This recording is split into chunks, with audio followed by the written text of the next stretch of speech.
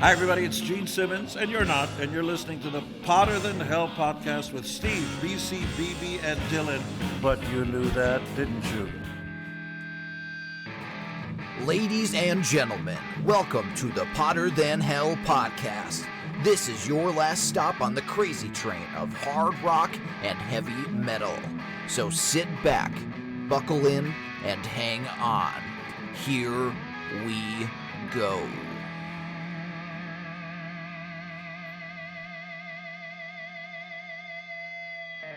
Hello, Potter Than Hellions. Welcome back to the Potter Than Hell podcast. This is Steve, and we have a little different configuration tonight.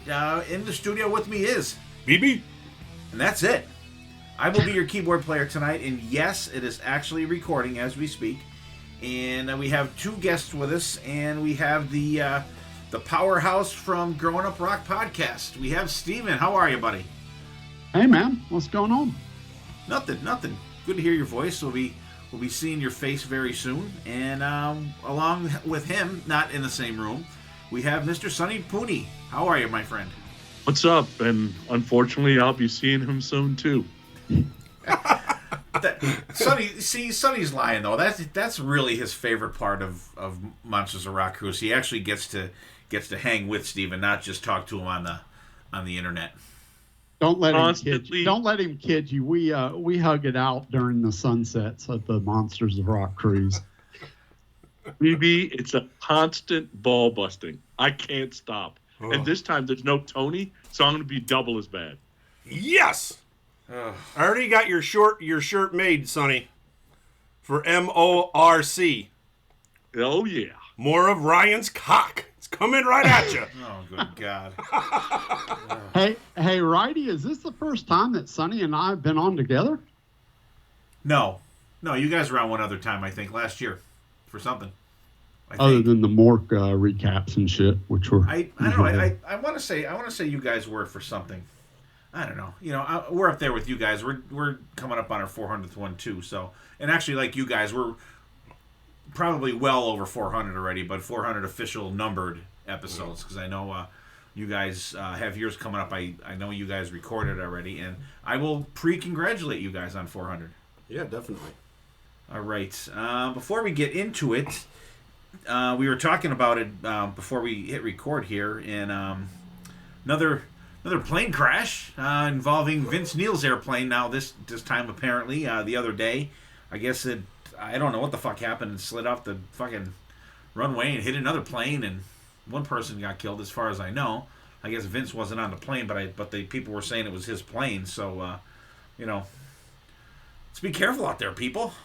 It's crazy. It was the landing gear. One of the landing gear broke. Oh, did it? Yeah. Snap off? Yeah. Vince wasn't in the front, was he? That was mean. Oh! Because I was going to say, you mean to tell me we were one step away from Karabi and we missed it? God damn it! Is that too soon? It was the pilot that got killed. Oh, was it? Yeah, that sucks. I mean, all kidding aside, it's been crazy lately with that stuff. I hope everybody stays safe out there, and we're all traveling by air in a couple weeks, and so fingers crossed and prayers and everything for safety for everybody that's going and traveling wherever the fuck they're going.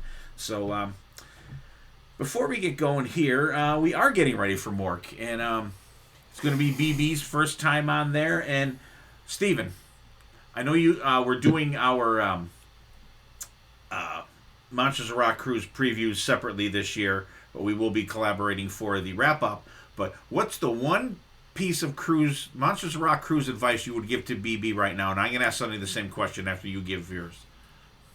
Well, I mean, there's a lot of the same things that you hear over and over, which is you're never going to see everybody, so don't even try. Just figure out which bands you really got to see at least once, and pick like 10 of them, and then pick maybe another 5 that you will see if they're not conflicting with anything. But just, I mean, the first cruise I made the mistake of going from band to band to band to band. These guys will tell you it's all about the FOMO, but after that first cruise, it's gotten better and better each time, and I don't see every band twice. I just I pick the ones I really want to see because I want some downtime on these cruises. It's tough to find downtime on some of these things. It is like last year, I was going on the ship with the mindset that it was going to be, not a crazy year because there was as previous years, there weren't as many bands that I felt that I had to see. And then last year ended up being the busiest one that we were on so far. We didn't have a lot of downtime at all in the last one. And so, this year I'm not having any expectations. I literally have maybe 4 bands that I must see. Other than that, I'm good for hanging. I'm good for everything else. There's several more bars on this ship than the previous ones that we need to and must explore.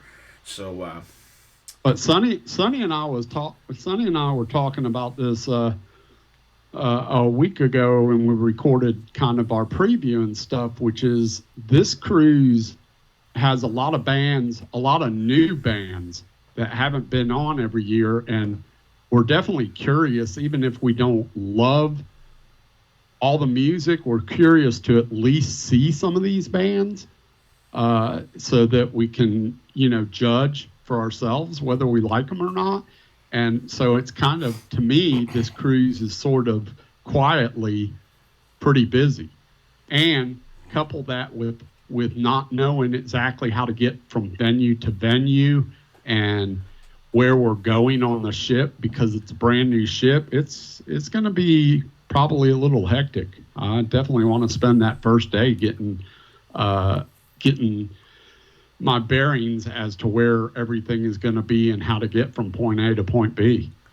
Yeah, absolutely. New cruise line for the cruise, new ship, and smaller ship, smaller venues, and so it's going to be interesting. Sonny, what would your advice be for BB here?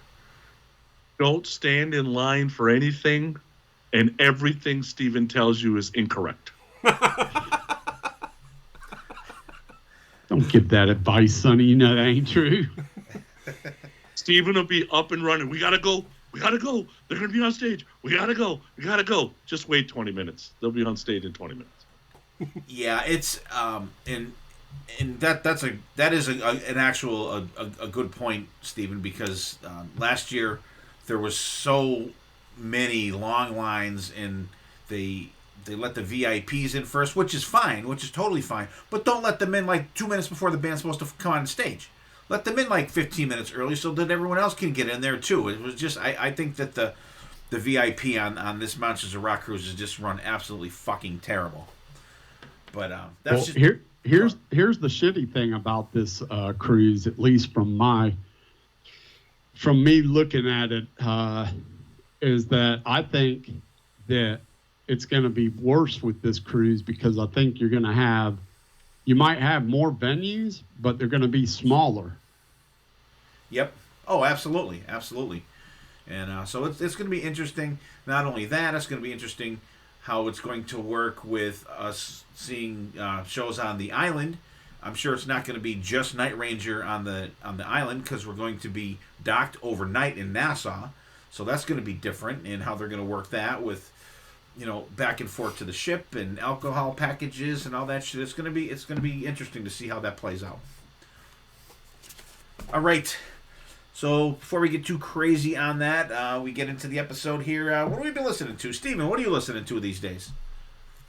I'm doing a lot of Mork studying. I'm listening to a lot of these new bands that are going to be on Monsters of Rock cruise. And then, of course, the rest of my time is spent doing homework for the podcast, All right. Sonny, how about you? I did a deep dive and listened to every Gothard song there is out there, which is 13 studio albums and a couple of greatest hits and that kind of stuff. And I will tell you the hit rate was about 65 to 70%, which is damn good. So I put a playlist together, just named it Gothard Greatest Hits. It's on Spotify if you want to check it out. I send it to BB so he can listen to it too.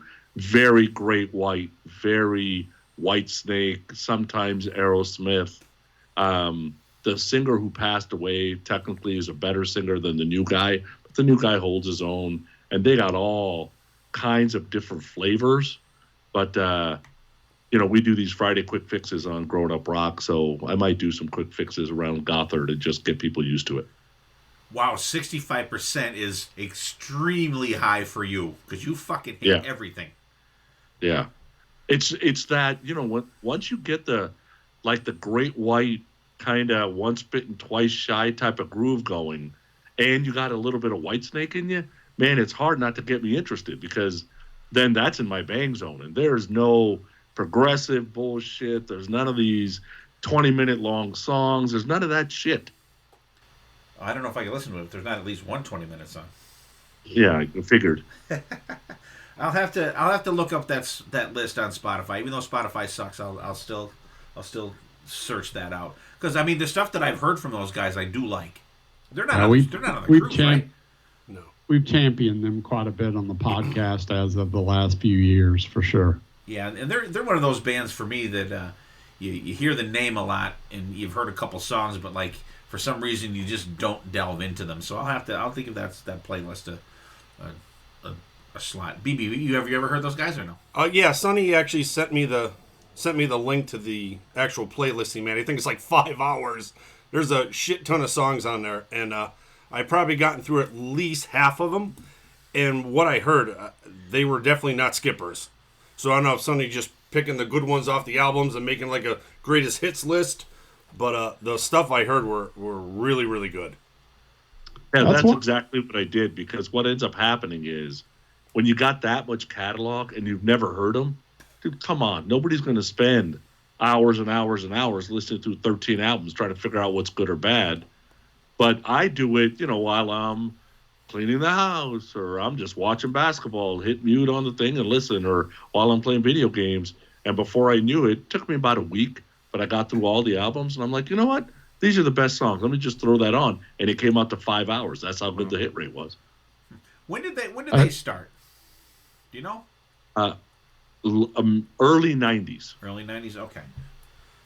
Yeah, I took a page out of Sonny's book, especially with this Monsters of Rock cruise, and started looking at bands that had a bunch of records maybe that I wasn't as familiar with, and just went through the records quickly, scanned them, and took the songs that I thought, hit me right out of the gate and threw them on a playlist so that I can just listen to that playlist. I did it with Alda Nova. I did it with Massive Wagons. I did it with, there was one other band that I did the same thing with. I can't remember who it is now, but, and just put together these great, greatest hits. It's just a playlist of songs that I thought sounded good when I went through the records. All right, cool. What do you got going, BB? I listened to a couple ladies of rock, if you will, that just came out with new albums on the 7th of February. The first one, I am really digging the new Thunder Mother album, Dirty and Divine. A lot of good stuff on there. And then I also checked out the new Live Plush album, Live USA 24, it's called. 16 songs. It's a quick hour listen. The young girls just tearing it up. I think they're from like Albany, New York, so they're just from right up the road. Those two albums are really, really good. If you're just looking for some good, just rock, female style, definitely check them out. I forgot they were from upstate New York because they opened up for Slash when BC and I saw them up near Albany, actually. I think that's where they're from. Oh, that's cool. Yeah, they're really good. They were on the one Kiss cruise we went on too. They were pretty cool. And Thunder Mother, gotta love them. And for me, I've been on a live kick this week. So spinning some vinyl. Did some Maiden the other night. I did Iron Maiden live, the '88, the Made in England one. I did the Mexico City one, and played a little live Rush last night. And then also I delved into some the first two Loverboy albums and the last two House of Lords albums, the Saints and Sinners and the Full Tilt Overdrive. So really great stuff there. Jimmy Bell just absolutely tears it up on those House of Lords albums, and that's what we got going. BB's got some Ladies of Rock going, some Thunder Mother, Dirty and Divine in the Live Plush album. Steven has some just checking out the Mork bands, getting ready to rock and roll for that one. Sonny did a deep dive into Goddard. and he's got a 5-hour playlist. So if you're interested in checking out Goddard, check out Sonny's playlist down there, and some Maiden, Loverboy, and House of Lords for me.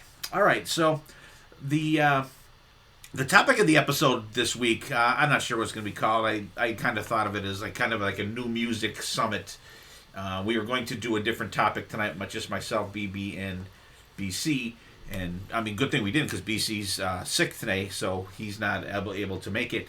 And so I wanted to get one and get together with some guys that actually enjoy and check out new music. And I couldn't think of anyone better than Sonny and Steven, because they, if you listen to Growing Up Rock, which I'm sure if you listen to us, you listen to them, they do the new music spotlight on every episode. So I figured I wanted to talk about, new bands. Like everyone's, rock is dead and stuff like that. And in a way it is, but for guys like us, it's never been more alive, I think, because, between, Steven's podcast and Sonny and ours, and ones like Slam Fest, and ones that aren't certain band-centric ones. There is a lot of new music out there that is talked about. I mean, especially between our two podcasts here. So I thought it would be great, and Sonny and Steven were nice enough to be able to give up their time to come on with us tonight. And so what I kind of wanted to do was talk about within, I don't know, it came to the last 25 years. Okay, pick a couple bands, pick 2 bands, new bands that you've discovered, recently within the last however many years you want to go back, and pick a couple songs from those guys, talk about the band, talk about the songs, and then on the second half of the show, we're going to talk about classic bands that from back in the day are still putting out new music. And, it's just, I think it's a cool topic to talk about, and we talk about new bands all the time. We always do a year in review, like Steven and Sonny do too, with albums, and it gets mixed too. Sometimes they're this year, the Judas Priest album was our podcast album, but then most of everyone else's bands and stuff were newer bands, and same thing with Sonny and Steven, because I know Steven had the Priest album on there, maybe even the Saxon album, and Sonny poo-pooed both of those, I'm sure, and but I think it's just kind of a cool subject to talk about, and we love new music here. What were your thoughts, Steven, when I threw this out there to you guys? We had actually, at one point, a while back, long ago in the early stages of the podcast, I had thought about be interesting to do something more along the lines of here's a band that's from the old days, and they're still putting out new music today.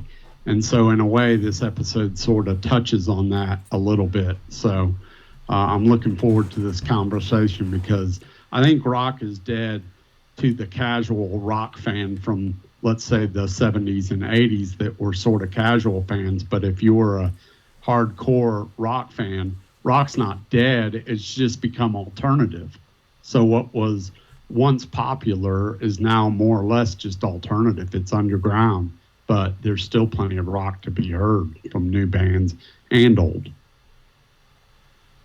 What do you think, BB?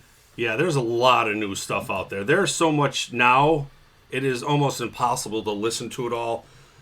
Like when we were younger, we go down to the local store and get one album, and we listen to the album for months until we got enough money to get another album. Nowadays, you can listen to 69 million freaking albums at a touch of a fingertip.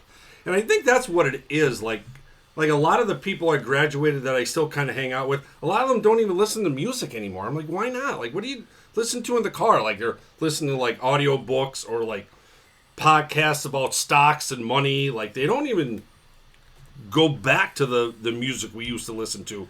And it's crazy that they're like that, and then I'm pretty much the only one who still delves into this that I grew up with, and enjoying a lot of these bands that we've had cassettes from, and they're still putting out music today, which you say that to somebody, oh, they're not together, no, they stopped making music.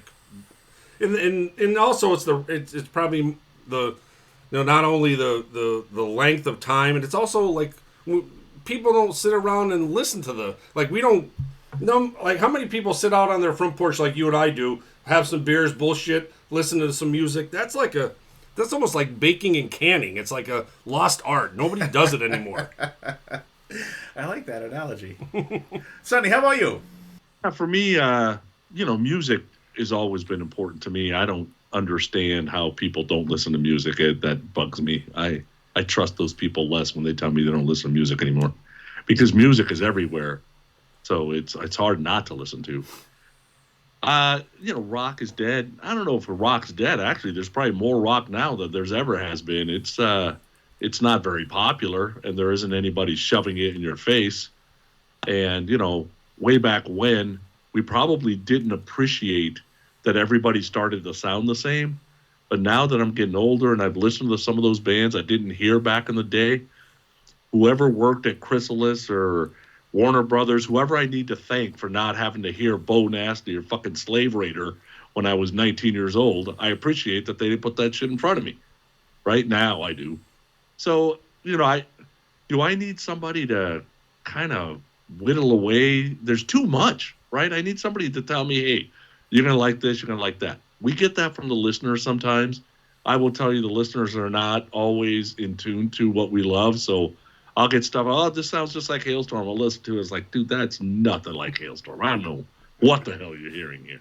So, I don't know. There's a lot of it, but man, some of these European bands that we never heard that now we're hearing, or some of the newer European bands that sound like bands that we loved, dude, it's like a rebirth. It's like taking me back to when I was 20, 25 years old. I love it. And there's new bands like Heat and Eclipse and some of those guys that I listen to almost every day now. So, yeah, I agree with you too, Sonny. With I don't understand how people can just not listen to music. You know what I mean? I don't know. And people like BB said too that used to go to parties with you and stuff as you were growing up and stuff, that rocked with you, that had those same cassettes that we used to have, and now they don't listen to anything at all. I don't get it. Because our buddy Dave Broski that comes on the podcast, his brother, I guess, drives around in his car and doesn't have the radio on at all. He just drives in fucking silence. I'd run off the fucking road.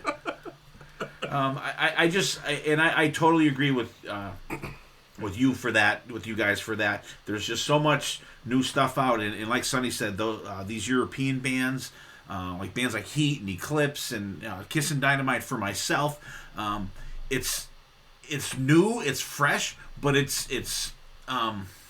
just gives you that feel of the stuff that you used to listen to when you were younger and going to parties and stuff like that. And Monsters of Rock Cruise has been just an absolutely fantastic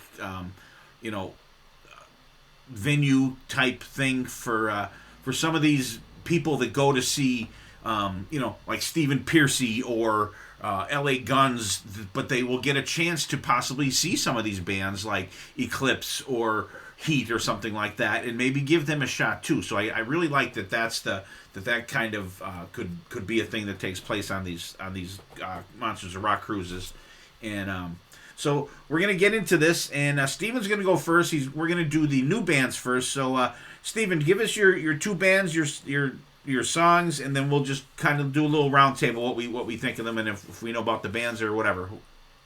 What do you got? Okay, so when I approached the two new bands, I kind of wanted to have one of them tie into Monsters of Rock Cruise this year. So the band that I chose for that was Massive Wagons. I don't know a ton about this band. The band's been around since 2009. They're from the UK. They've got several records out, and I just wasn't engulfed in their catalog.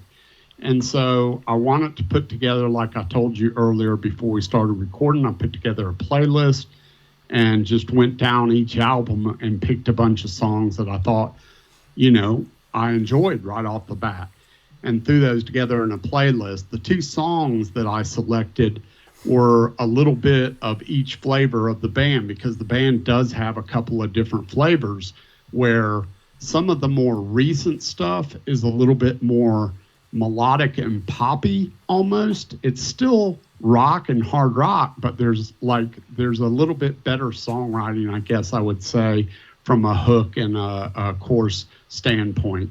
So the first song I chose was a song called Missing on TV from their latest album, which is called Earth to Grace. This is a little bit more of a hard rock pop type tune. And then for the second song, I went back to a much older album called Fired Up. And in some of their earlier records, they're definitely a lot rawer and a lot heavier. And so the song that I chose is a fun one called Heavy Metal Man. And so you get kind of a balls out hard rock metal song with Heavy Metal Man, and then the more poppier side of the band with a song called Missing on TV.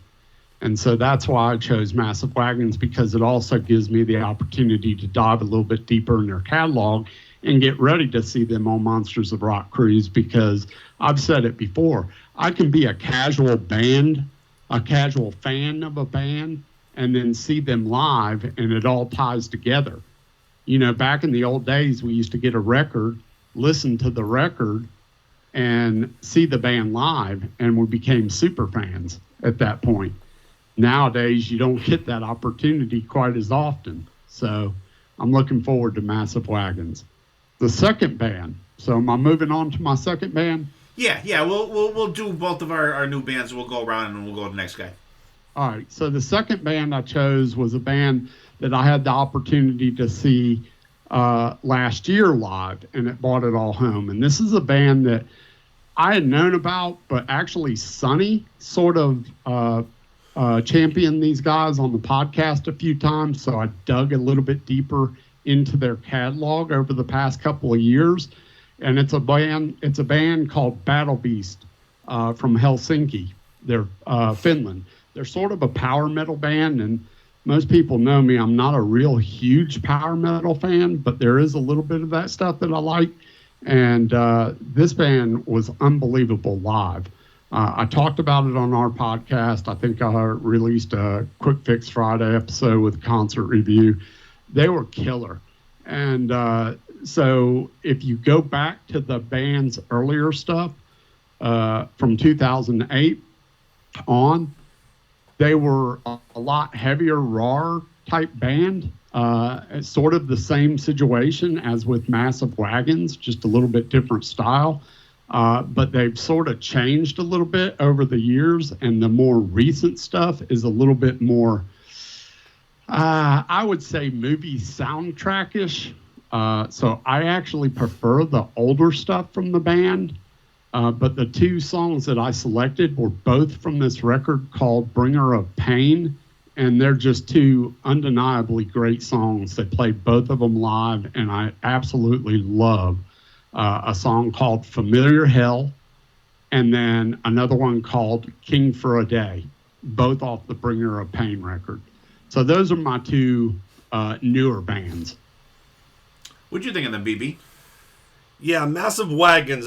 This is the band I always bust Righty's balls about, because we had to do a birthday episode about a couple months back about Massive Wagons, and I just don't get them. There's promising parts in the Missing on TV, but when I hear them, I swear they're like a Temu version of Night Ranger.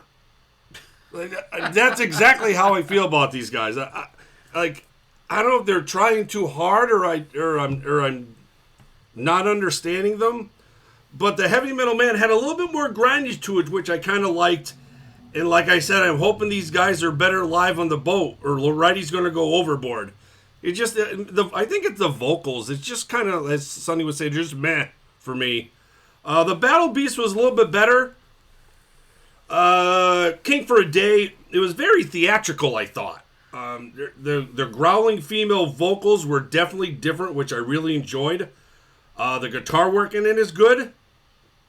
And then Familiar Hell, I thought that Battle Beast song was a little bit better than the first one. It had a catchy chorus, a little jaunty piano in there, a little bit more grindage than the first one.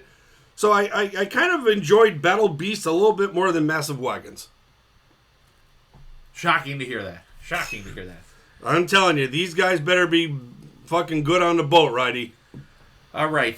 For me, Massive Wagons, I've been listening to these guys for a couple years now. I discovered them through Chris and Aaron on Decibel Geek podcast, and I heard the name and they played a little bit of it, so I went and checked them out, and I really liked them. Hence, that's why I did the birthday album. I want to say it was like a year or two ago. I don't think it was this last year, but I enjoy these guys. I like their melodic sense that they have. I think that their newest album is pretty heavy for them compared to like maybe the last two. And I do like their older stuff. I'm really, really looking forward to seeing these guys on Monsters of Rock Cruise. Missing on TV, and I'm glad that Steven did it the way he did. He kind of gave you both sides of these bands. Little melodic sense for Missing on TV. Good production, layered vocals. Solo in that one is actually really good too. Heavy Metal Man, older track, real heavy riffs, got a great kick in. I love the pace of the vocals. I'm definitely looking forward to seeing these guys on the ship. In Battle Beast, they're a band that for some reason I associate with Tony Masalem, because I don't know, it seemed like at some point, like last year or the year before, maybe both, it seemed like every time Tony put something on Facebook, he was at a fucking Battle Beast concert. And but I like these guys. I think they're and I know Steven, like he said, he's not a huge power metal type person, but I love that stuff. I think the singer's really cool. The Familiar Hell song, good chugger. It's got melodic vocals. I love their production on it. I love the little dribs and drabs of the symphonic feel of that. King for a Day, I thought, was a great rocker. I love the background vocals, and I like how her vocals sometimes they're really gritty, and then other times she has that like kind of soaring feel to them. I think it's I enjoy these guys. I would love to see these guys live, and I think they would be a cool band to see on Monsters of Rock Cruise at some point, too. Sonny, how about you for these guys? All right, let's go with Massive Wagons first. I don't know this fucking band. So I listened to Missing on TV, and I'm like, all right, vocal melody's cool. Feel like it's written for radio, pop-esque. I'm like, all right, these guys aren't bad. Then I went to Heavy Metal Man, and I'm like, oh, no. Here's this power thrash shit. Please don't do this to me. The vocal starts, and I'm like, fuck, this song sucks. So if we're getting Heavy Metal Man, Massive Wagons, Casino.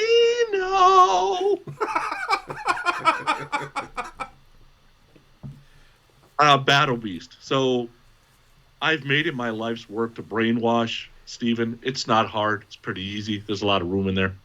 And I haven't done it to him with Amaranth yet, but I got him with Unmasked. I got him with Dynasty. I got him with Battle Beast. I got him with a couple other bands. Sooner or later, he's going to bow down on Amaranth too. But King for a Day, the big keyboards, it's very musical theater. That's what it is. It's symphonic. It's very drama. It's set for stage, so Nura can do her thing. And then Familiar Hell is probably more straight ahead. That's why people enjoy it more, because they kind of leave the musical theater thing behind a little bit and just give you a kind of a punch in the head. They've got songs that are basically Richard Marx too. Like they're a little bit all over the board, but there is a stage feel that band needs to be able to do what they do. So, Alice Cooper does that, right? There's songs that are very much meant for stage, and then there's just some straight rockers you could really get into. So it's always kind of love-hate on what you kind of like from them and what you don't like. So, but I love Battle Beast, so I don't have anything against them at all. All right, cool. Two good bands. I'm looking forward to see Massive Wagons on the ship, and hopefully someday Battle Beast will come close to us. They'd be a good band for Penn's Peak, BB. Yeah. So, all right, BB, who do you got first? New bands. All right. The way I picked mine, I kind of wanted to use the year 2000 as that kind of cutoff and go back and say, who have I listened to the most in the last 25 years, and who have I recently kind of found that I've been playing the shit out of? So the one that I've been listening to the most is Airborne. I brought these guys to the table a couple times on the podcast. They're from Australia. They have 5 albums. They started in 2004. So the 2 songs I picked, the first song is Girls in Black from their Running Wild album from 2007. These guys are kind of like AC/DC's little brother. You know, they have Back in Black. These guys have Girls in Black. So I thought that was a kind of a funny little reference, so I picked that one. It's a great rocker. The drums are nice and loud. The call and response parts are really, really good. And the brothers O'Keefe on here just tear it up guitar-wise. And the second song I picked from Airborne is from 2010 off their No Guts, No Glory album, Back on the Bottle. This is probably going to be BC's Mork Anthem I wrote down. This is definitely a nice, fast-paced rocker, galloping beat throughout the whole song, which is really, really good. Lyrics get a little repetitive towards the end, but I love it. These guys, like I said, if you guys out there have not heard of Airborne and you miss that 70s, 1980 Back in Black album, and like Steve has been saying, these guys have been making music that AC/DC stopped since 1980. Just a great rockin' band. And then the band that I've been listening to the most, probably the last couple of years, was Maverick. These guys are from Northern Ireland. They have 4 albums out. They were put together in 2012. And the 2 songs I picked from these guys, the first song is Falling off their Ethereality album from 2021. Great melodic vocals. The gang vocals are just as good. There's some dual killing guitar solos in this band. And that's probably the highlight for me is the guitar work in these bands. The vocals are great, but the dueling guitar back and forth is just absolutely phenomenal because they're almost at 2 different tones. And then the second song I picked was Daywalker from their 2024 album Silver Tongues. Just pretty much like the first one. More great screaming melodic vocals. The dual guitar work is off the charts through this one. The great solo. Just a great hard rock band. So they are the 2 I picked, Righty. All right, Sonny, how about you? What do you got for him? All right, so Airborne, I know a little bit. I haven't heard a ton of songs by them. Both of these songs I had not heard before. So Girls in Black, obviously they're trying to be AC/DC. There's no doubt. But I would say they succeed because there's some other bands we're going to talk about later that are trying to be AC/DC that they don't succeed, right? So at least Airborne's hitting it. Back on the Bottle again, another AC/DC riff. They're adding some energy to some of that stuff that AC/DC used to do, where AC/DC was probably a little more groove-oriented. These guys seems like they got a little more energy to it. And the vocal fits better when the pace is up a little bit, like Back on the Bottle. Now, I will tell you, especially with bands that I don't know that well, it is very difficult to make 2 playlists I have. One is the Sexy Time playlist, and the other one is the Vegas playlist. And I put this one on the Vegas playlist. That's how much I like this song. All right. So that was good. Maverick. I was glad we picked a band that has a real fucking vocalist because there's a lot of these bands we're going to talk about today that doesn't have a real vocalist.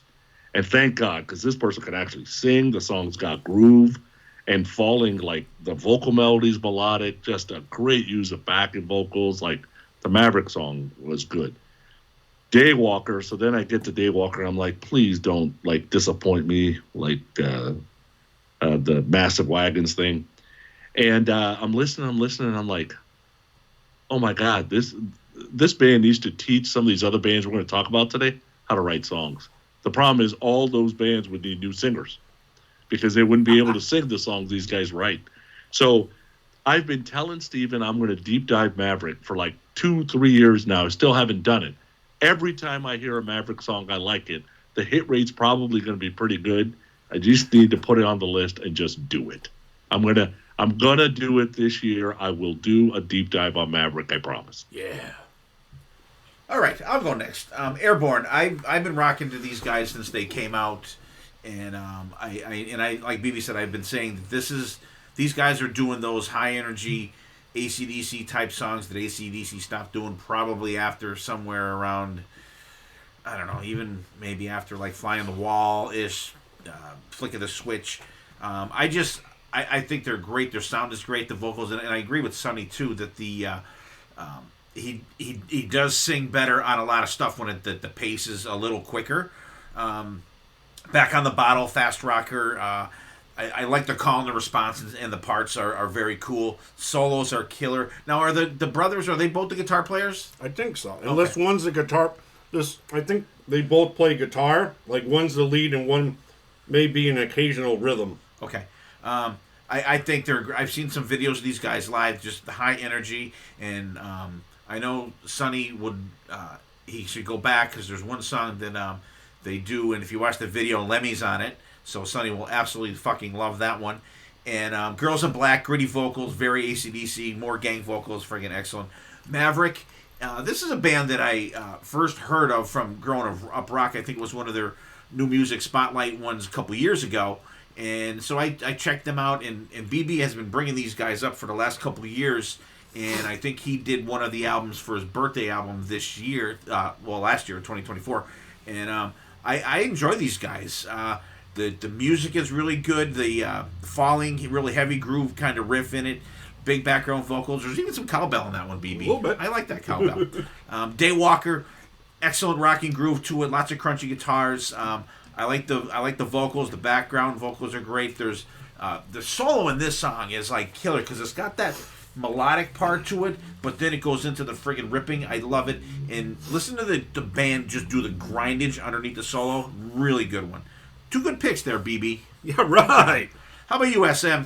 So let's talk Maverick first. So Sonny's not the only one that can brainwash people. I've been trying to brainwash Sonny on Maverick for the last 2.5, 3 years. He's finally getting it. He'll eventually go when he wants to go. You can't lead a horse to water. Anyway, I love Maverick. I've been championing them for the last probably 2.5, 3 years. First record I got was Star Dancer, I think is the name of it. And it came up on a playlist, and I started diving in from there. I just think the singer is really, really good. They're just a straight ahead hard rock band. I really enjoy Maverick quite a bit. And I enjoyed both songs that you chose. I mean, spoiler alert, there's no songs on this playlist that actually I don't like. I liked everything on this playlist. So you're not going to get any really negative comments from me on any of this stuff. Anyway, Airborne. Let's talk Airborne. So Airborne, I've described them the same way to anybody who's unfamiliar with them. I tell everybody, AC/DC on steroids. That's exactly what they are. So we're all saying the same thing, AC/DC with a little bit more energy. For me, Running Wild, the album, their first album that came out in 2007, that sort of brought me back into rock and roll in a lot of ways, because from start to finish, I think that record is amazing. I really, really enjoy that record. And I would love for Monsters of Rock Cruise to get this band on the cruise, because I have a feeling like we talk about seeing bands with high energy. This band, I think, has a lot of high energy. I would encourage people to go check out, and if you guys haven't seen it yet, go to YouTube and look up Airborne. It's All for Rock and Roll documentary. It's from 2017 is when the documentary was made, but it's about 46 minutes long, 47 minutes long. It's a really good watch.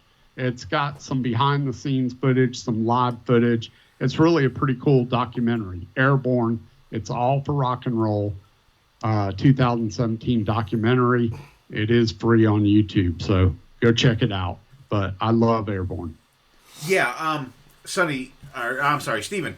I couldn't think of their Running Wild album. That is friggin' awesome. When that came out, I was like, holy shit! And they're from Australia too, which is very cool. And so before I go to Sonny's and mine, I'm gonna we're gonna do BC's real quick. Like I said, he can't be here tonight because he's not feeling well. But I don't want to skip his stuff, so I'll just he sent me a couple notes on his picks. So the first band he picked was The Treatment, and he said I picked Treatment because these guys opened for Crew years ago, around 2012, and they tore it up. Love the straightforward, in-your-face rock and roll. I picked these two tracks as a sense of the band's direction. The first track is I Bleed Rock and Roll, and their second track is Drink, Fuck, Fight. And the second band he picked was Blackberry Smoke. I picked these guys because they were another band that Steve and I saw live without knowing them. More southern rock than hard rock, like updated Leonard Skinner. The songs he picked was Sanctified Woman, that he said that has a southern feel with a southern accent. And he has Train Rollin', just a good old southern rock tune.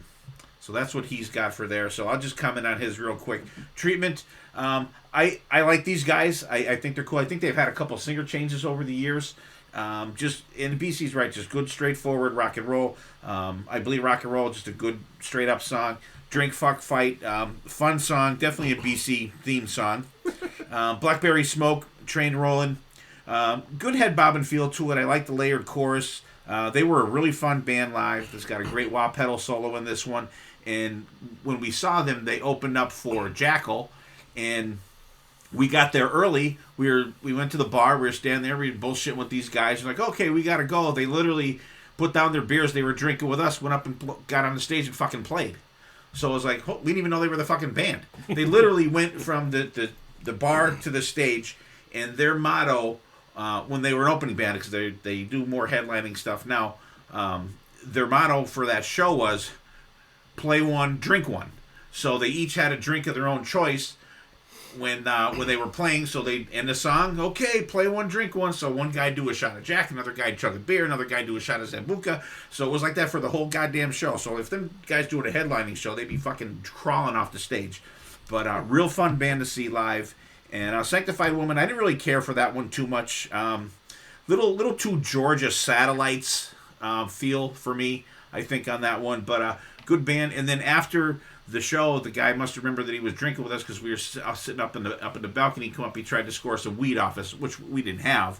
But he asked if we had any weed, so we sent him to someone that we knew that probably did. So that's what I got for these guys. And Steven, what do you got for BC's? Treatment. I love the band. I saw them open up for, what was it, Kiss and Motley Crue? Yeah, I think so. I think that was the tour. That was the first time I ever heard of them, and I didn't even hear of them before I saw them live. Went out and got the record. I loved it.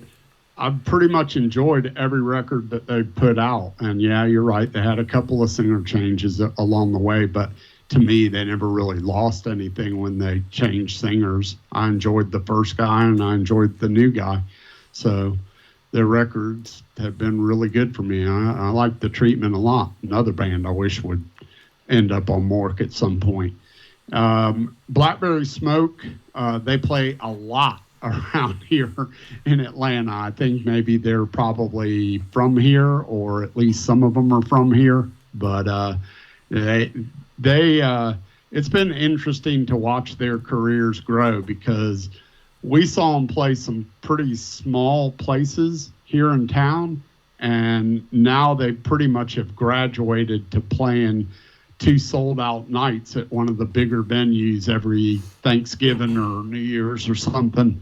It's like a regular running thing here in Atlanta. They play 2 sold-out nights for that, and so they've been doing really well. I mean, I enjoy a lot of their stuff. I don't love it all, but I definitely like a lot of it. They're just a southerny kind of blues. I don't even know if they're hard rock. I don't think they're really hard rock. They're more just like southern rock and roll with a little bit of twang to them.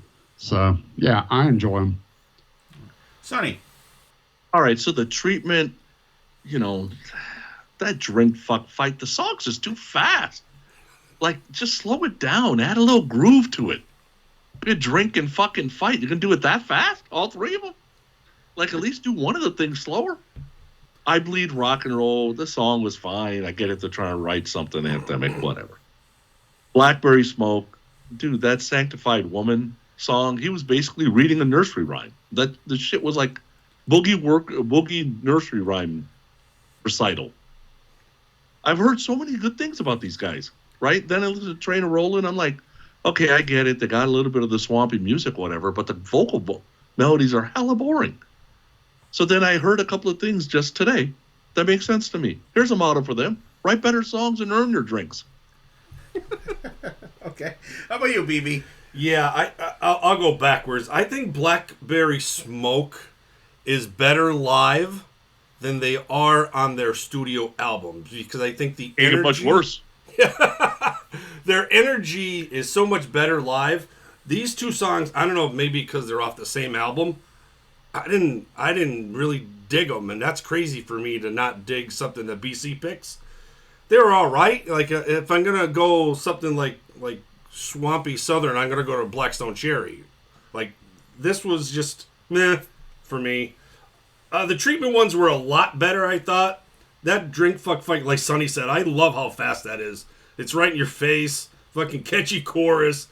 And then the I Bleed Rock and Roll, another good rocker, nice little call response in there. Has some big hooks in there at certain points. It was a lot better than the Blackberry Smoke, and like I said, I don't know what kind of mood BC was in, but the Blackberry Smoke just didn't really do it for me. Yeah, I didn't care for the production on those songs. I thought it was Like they're both off the same album. They have like a lot of albums. Pick something else. Yeah. Come on, BC. Come on, BC.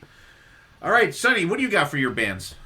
All right, so I went with a couple of bands I listened to a lot.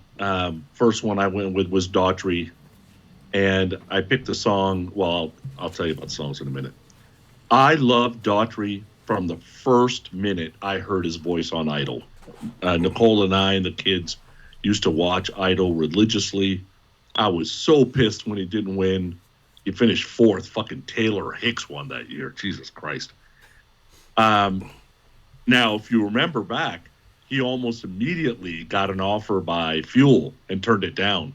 And I was glad he did that, because I didn't really enjoy a lot of the Fuel songs that were out there. And I'd rather have him just release his own shit.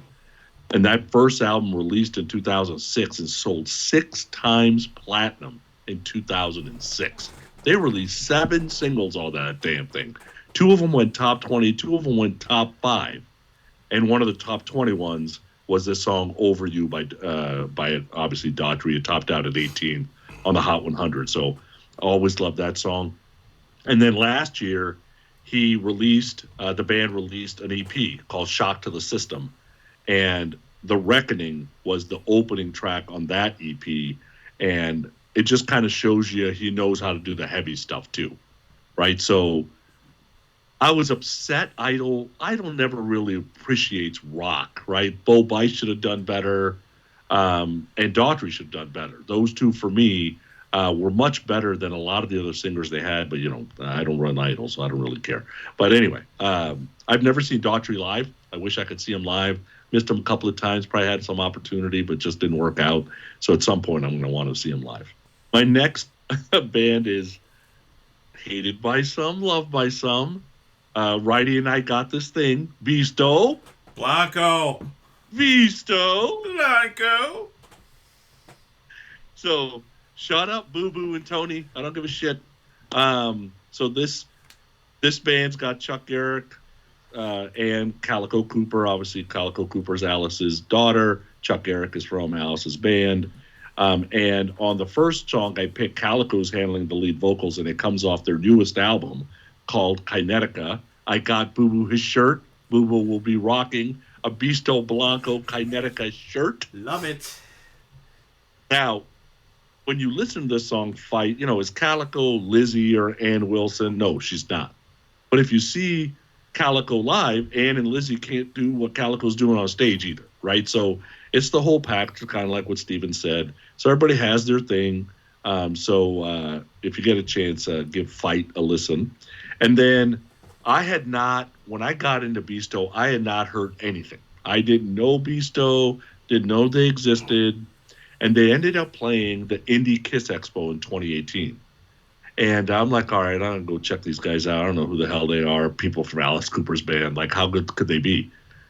And so I walk into the room, and they're playing Grind, and that's the second song I picked. The song absolutely kills live. I was immediately hooked.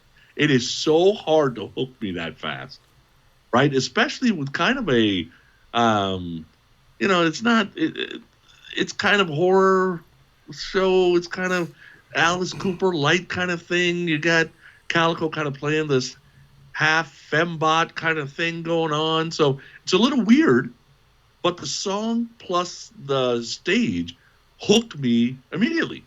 Chuck Garrick singing this song. He's not Pavarotti, but you know what? Pavarotti can't rock the fur that Chuck Garrick rocks either. So like I said, everybody's got their thing. So mine were Daughtry and Bisto Blanco, baby. All right, BB, how about you? What do you got? Daughtry. Thank God somebody out there besides me is bringing Daughtry to this podcast. Just like Sonny, I've loved this guy since 2006 on American Idol. Really got into him. The stuff he releases is great, and I think it's all of its vocals. He is an amazing singer, and what he sings, it's pitch perfect for what he's singing. If it teeters on like the high pitch and the screaming or the softer stuff, absolutely love it. Over You, great, exactly what my notes say. Great vocal delivery in this one. Super high pitched, practically almost screaming, and it sounds amazing. Absolutely love it. The Reckoning. This one is definitely a different feel for Daughtry, and it's heavier, and I absolutely love it. I love this EP. I think the day it came out, I think I actually sent a song to our Mork text group, and I don't remember which one it was, but it may have been this one. Just once again, his vocals on it are absolutely fantastic. I love the build of that song. That whole EP is really, really good. Fight from Bisto Blanco. This is a band I've never really got into.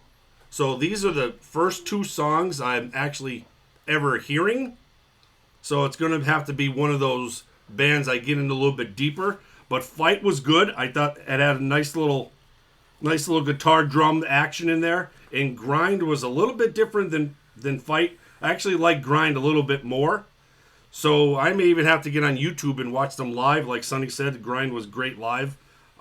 This is going to have to be a homework part for me. All right. I'll go next. I'm going to start with Bisto.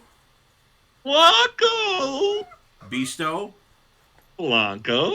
All right. I love these guys, too. I don't know what the hell's the matter with Tony and Granza not liking these guys. They're a fun band. I got a really cool picture with the whole band on the cruise. It was awesome. The fight song, the one that Calico sings, good fist pumper. I like her.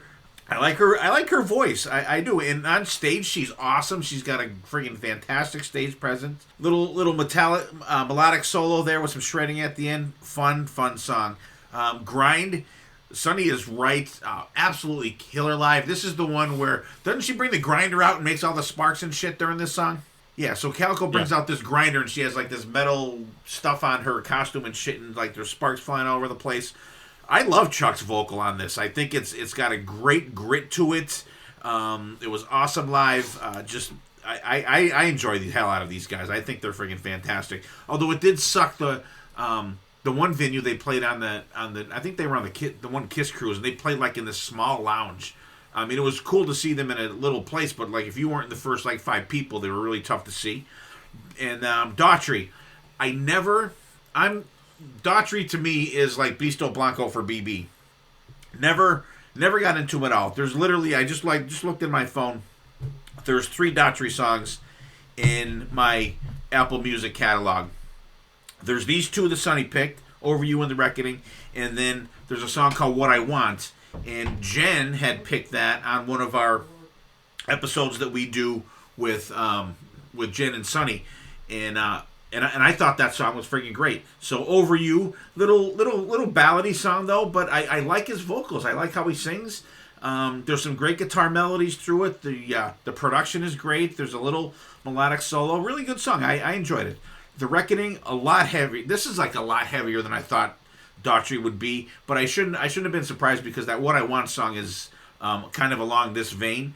I love there's like some good grindage during the verses, and this song just fucking rocks. His voice is killer. There's a really cool bridge in the middle. Could have used a little guitar solo. I can't let him totally off the hook. But I enjoyed these. I'll have to check those albums out. Like I said, I literally have 3 Daughtry songs in my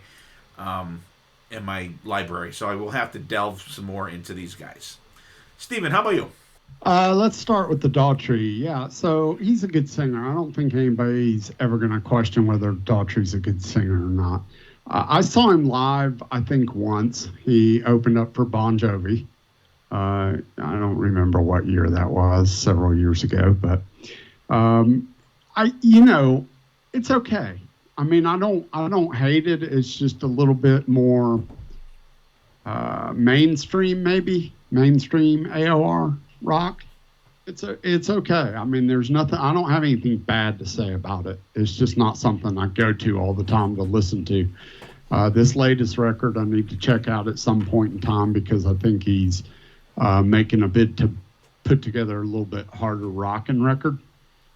This last record that he released, but I'm not really sure. Beasto Blanco. So, this is definitely the perfect example of a band that you need to see live, as Sonny said, to go along with the music. I don't love all the songs, but I like a lot of it. And I think the reason that I like a lot of it is because I have had the opportunity to see them live, so I can put the two things together and enjoy it. Jen and I, my wife, and I were talking about this band the other day and how much we really, really enjoyed them at the pre-party the first time we saw them, because they played one of the Monsters of Rock cruise pre-parties the first time we saw them, and we really, really enjoyed them. And then a couple of years later, they ended up on the boat, and we saw a couple of those performances. They were good. I just don't think we enjoyed them as much as that first time. And Sonny's right. The one song that I remember from that first time of seeing them live was Grind. That song is killer live. It just comes off really well live. And so, yeah, I enjoy a lot of this stuff. I enjoyed both these songs that Sonny picked out. It's just an interesting band. And I don't know if you'll get it if you just listen to the records, but definitely the combination of the live show and the records is a win for me. Yeah, and you brought up an interesting point too, Stephen, about them visually. I when they first came out, I heard that Chuck Garrick had a band with Calco Cooper, so I immediately checked them out. I enjoyed it, but like it really hit home when I saw them live. I'm like, okay, because the songs translated so much better when you could see them performing in them and how they do and just the energy they bring. That was a really good point. All right, so for mine, first band I picked, and I can't wait to hear Sonny and BB's hatred for this one. I know Steven likes these guys. I picked the band Avatar. They came out in 2001. I thought it was not that far back, and I discovered these guys through my brother-in-law, and he used to be a musician. He was a bass player, and he was actually in the first band that Benjamin from Breaking Benjamin was in. And he's good friends with Chad Sliga, that was drummer in Black Label Society, Breaking Benjamin, and he was also in the Black Star Riders too. Yeah. And real nice guy. So I discovered we were talking one day years ago, and he said, "Have you ever seen Avatar?" And I thought he was talking about the fucking movie. I'm like, "Yeah, I saw that." He's like, "No, the band." And I had no idea. I had heard the name before, but I always thought it was going to be something stupid kind of tie-in with the fucking movie or something. But then I checked them out, and I really liked it. There's some screaming shit in there. There's some gruff vocals. There's some really cool high singing and stuff like that. The first song I picked was Hail to the Apocalypse.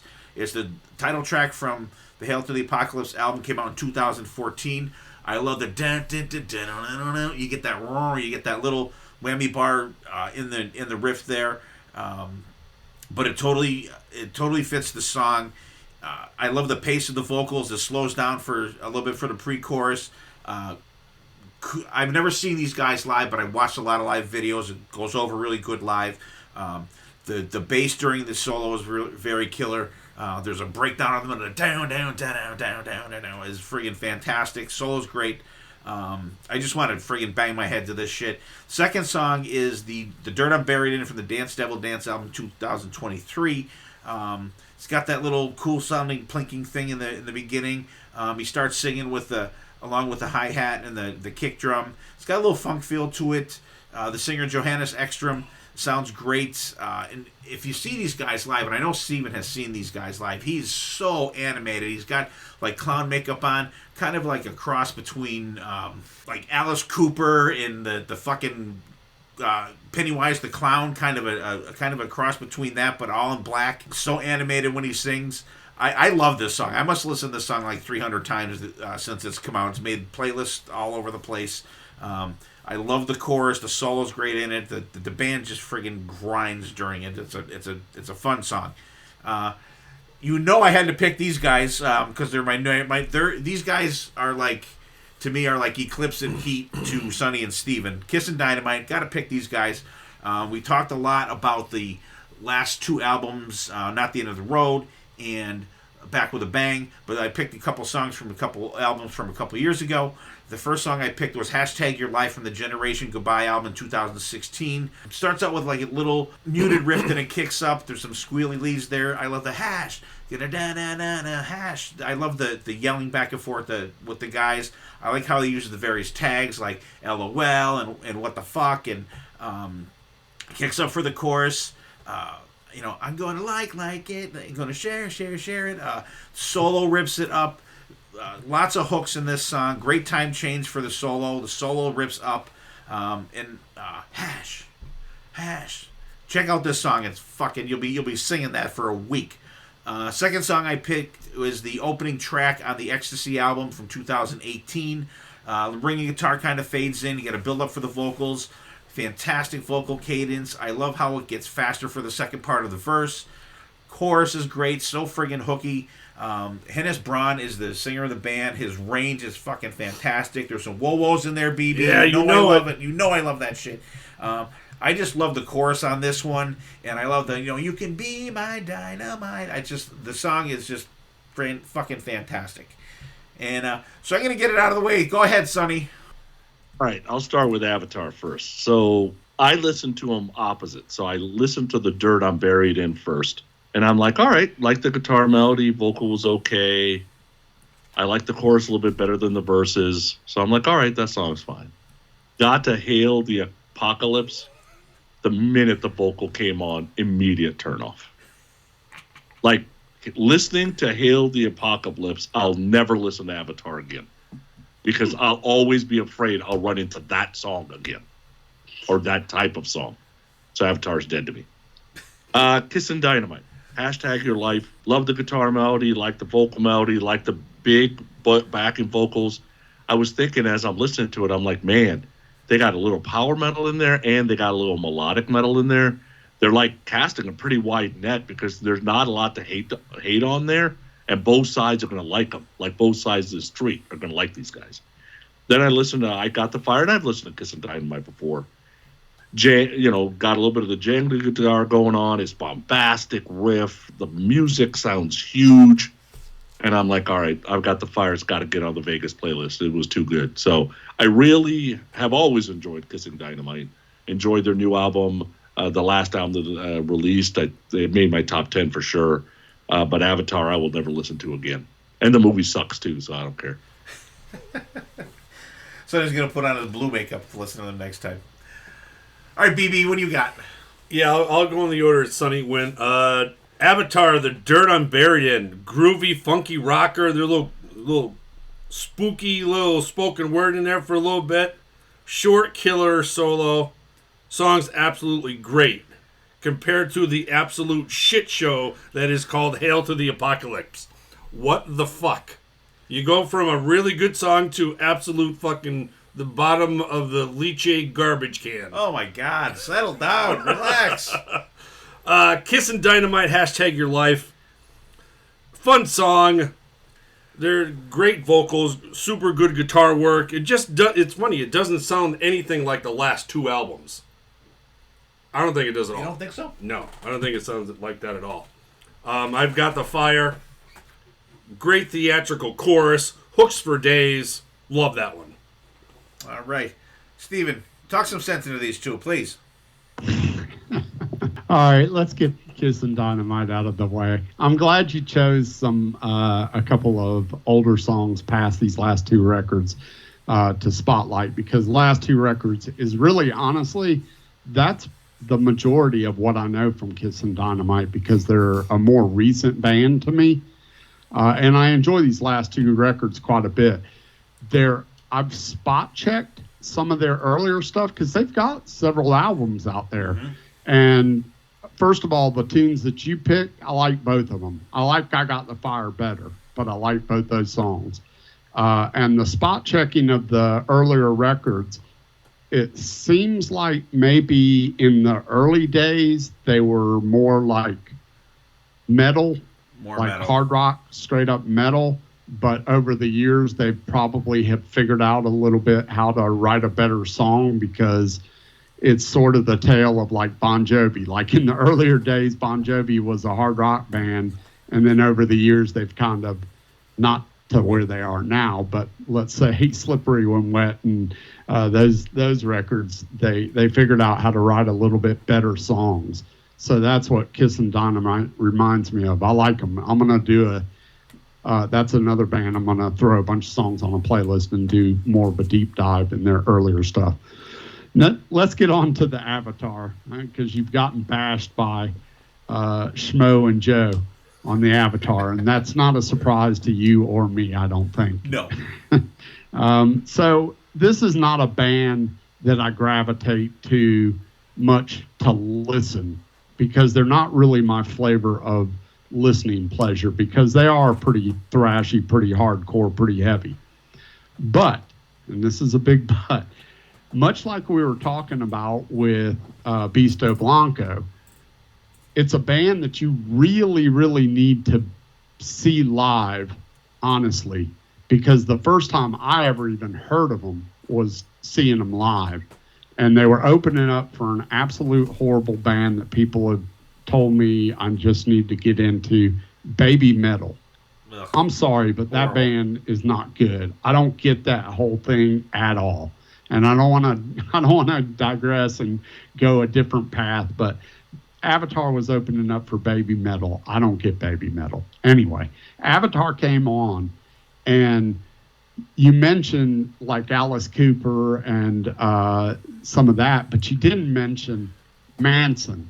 And he has a lot of Manson mannerisms in the way that his face is and the way he delivers things, because he's very theatrical with his expressions.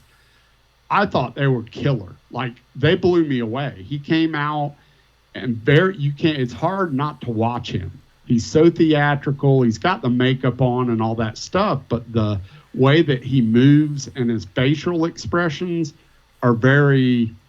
I was drawn to him. I wanted to keep watching him. And then the band around him, like they do this whole thing where they all get in a line and start swinging their hair. And it's crazy. It's like, holy shit.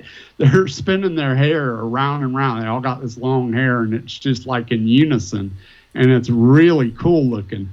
Yeah, I thought they were amazing live.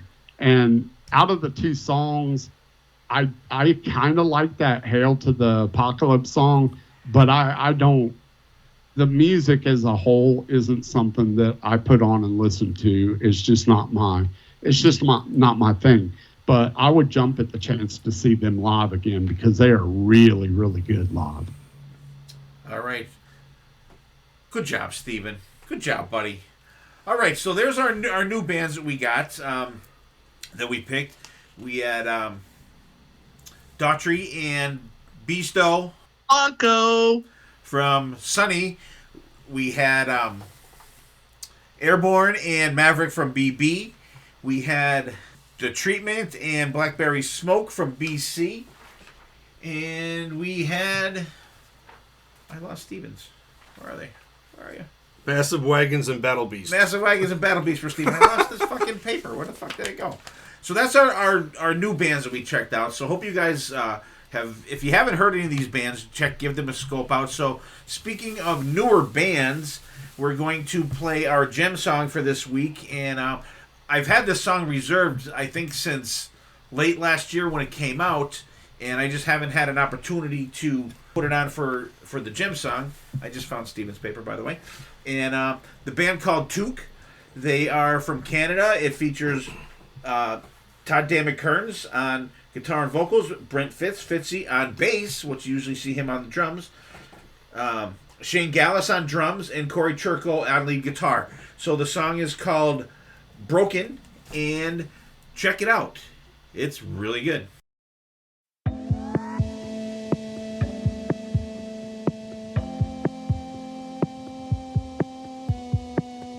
Used to be I could read your mind but never needed words. Used to be we could walk through fire without getting burned. Now I'm looking from the outside in, and it turns me inside out. And now my whisper turns to a shout. How did it ever come to this? How'd you ever get so broken? Can you help me understand it? I don't wanna see you so broken.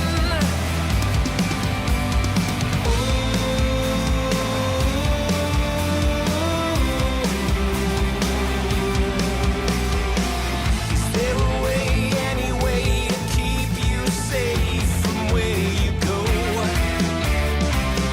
If there's a way, just a way to help you fix it, let me know.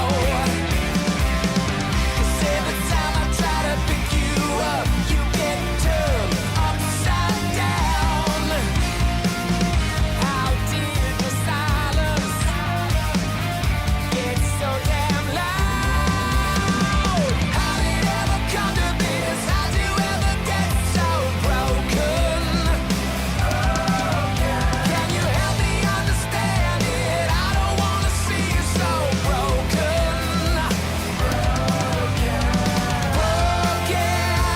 Broken, how does it end?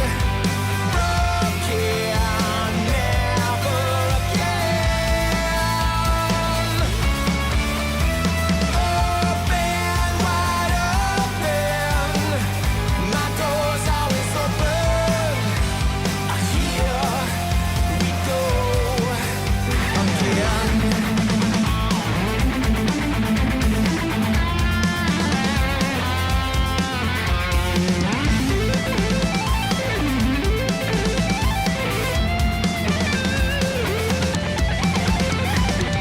Now I'm looking from the outside in, and it turns me inside out.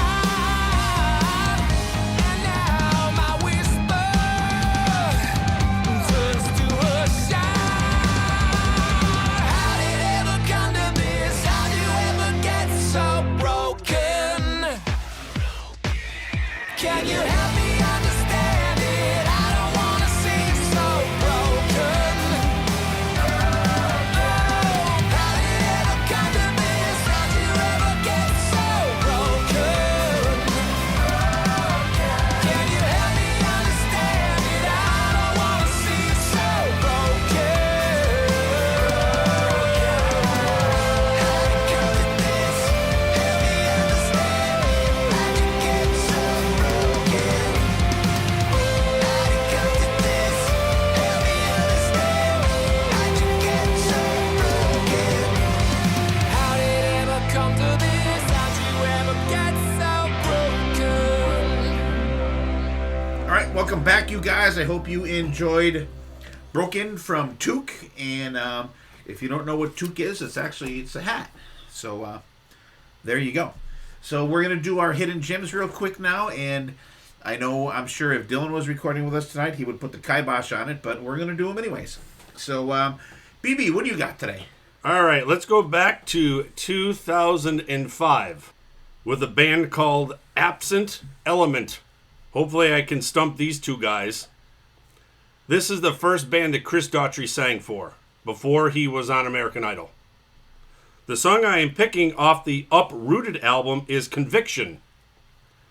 It's a very heavy song that turned into Breakout on his debut album. So it's a different title, a lot more grindage, very raw sounding. So definitely, if you are a Chris Daughtry fan, definitely check out the Absent Element album, Uprooted, the song Conviction. All right, cool. Steven, what do you got, buddy? I'm going to spotlight a song by a new band that I recently was turned on to. The title says it all. The band is called Turbo Snake. Okay? And the title of the song is Gas, Grass, or Ass. Oh, yeah. Straight out the 70s, baby. I've heard that before. I think you guys have talked about that. Ass, nobody rides for free. But right. yeah, check out the band Turbo Snake. I kind of enjoy the tune, so it's a fun one. It's got snake in the title. How could it not be good? Snake! Snake! All right, mine this week is going to be, we talked about these guys a little bit. We've seen them a couple times at Monsters Rock Cruise. They put out an album last year. I just didn't really get enough time to spend with it to make my list for the year. But the band is called Nestor. The album is from 2024. It's called Teenage Rebel. A couple songs you might want to check out is We Come Alive, Teenage Rebel, and Last to Know. So give those guys a check out. Always enjoyed those guys. I know Sonny and Steven, I think you guys enjoyed them as well on the cruise the times we saw them. So, Sonny, how about you? Yeah, as a graduation gift, we took my son to Nashville, and one of the things that we did there was we saw Hailstorm live. And they had a couple of bands opening for them that I had never heard of before. So, we don't usually miss opening bands because, I want to check out everybody that's new. And there was a band called Hollywood Undead that opened. They were the second band. There was 4 bands total that night. They were unbelievably amazing. They part hip hop, part rap, part rock. Just amazing live. There's like 6 or 7 guys on stage. They had people dancing. They had people thrashing. They were so good. I would check them out anytime they come to Cincinnati. And I didn't know a goddamn thing about them. So I go listen to all this stuff. Hit rate was about 70%. But you got to open your mind because it's hip-hop and it's rap. But I would tell you, try 2 songs, Everywhere I Go and Levitate. And what these guys do is there's really 3 or 4 guys that do the rap kind of thing. But they got one guy that can sing his fucking balls off. So he does all the hook melodies, and that's what makes them intriguing. So they're fun, and they've got kind of both sides. And for me and Nicole, it's just we don't love a lot of the same bands because we don't love the same music. But these guys were kind of a mesh of both. Now, Hailstorm blew them off stage. Don't get me wrong there. But check out Hollywood Undead. All right, cool. I guess. And actually, Sonny, I didn't get a chance to check out that song that you sent, though. I will check it out, though, and I'll let you know what I think about it. So that's what we got for our hidden gems this week. See, Dylan, didn't take that long. Hollywood Undead for Sonny. Check out 2 songs called Everywhere I Go and Levitate. Turbo Snake for Steven. Gas, Grass, or Ass. And Absent Element from 2005. Brian, what's his name? Chris. Chris Daughtry's first band before he was on American Idol. The song's called Conviction. And me, I have the band Nestor with the couple tracks from the 2024 Teenage Rebel album. All right, so let's get back into it. And first half of the show, we talked about newer bands that we got into that have some great stuff out there that we're hoping you guys, if you haven't checked them out, give them a shot. But in the second part of the show, we're going to talk about bands that back in the day we were checking out when we were in high school or just out of high school or hitting the bars and the clubs and stuff that we've checked out back in the day that are still active today. I'm going to say probably almost all these goddamn bands do not have all the original members in there, but they're still putting out new and original music, and I think it is definitely worth talking about. And because a lot of these bands, between Growing Up Rock and us guys at Hotter Than Hell, a lot of these bands' newer albums have hit our top albums in the last couple of years. So I think it's, worthy of talking about classic bands with new music. So for me, my first band that I picked is one of my top 5 bands of all time. I love these guys, Night Ranger. And still, there's 3 original members left, Kelly Keagy, Jack Blades, and Brad Gillis. The core of the band is still there. Right now, Kerry Kelly is the other guitar player, and Eric Levy is this keyboard player. Great band. Still very high energy, playing live. We're going to see them not on the Monsters of Rock cruise, but I will say at the Monsters of Rock cruise, because they're going to be playing one show on the island of Nassau at the amphitheater that they have there.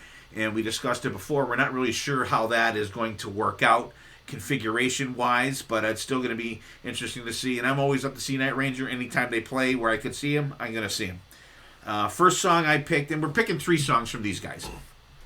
First song I picked was from the Band Played On album from 2021. The song is called Monkey. It's a deep track in the album, just a straight-up rocker. Soloing in it is fantastic. Brad's still doing that crazy whammy bar shit. Kerry Kelly's got some great melodic leads in there. Really fun song.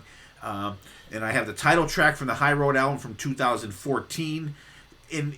I know Sonny and Steven did Night Ranger last year as their featured band, where they do an album at the end of each month, and I was on there for 7 Wishes last year. And thank you again for inviting me to be part of that, you guys.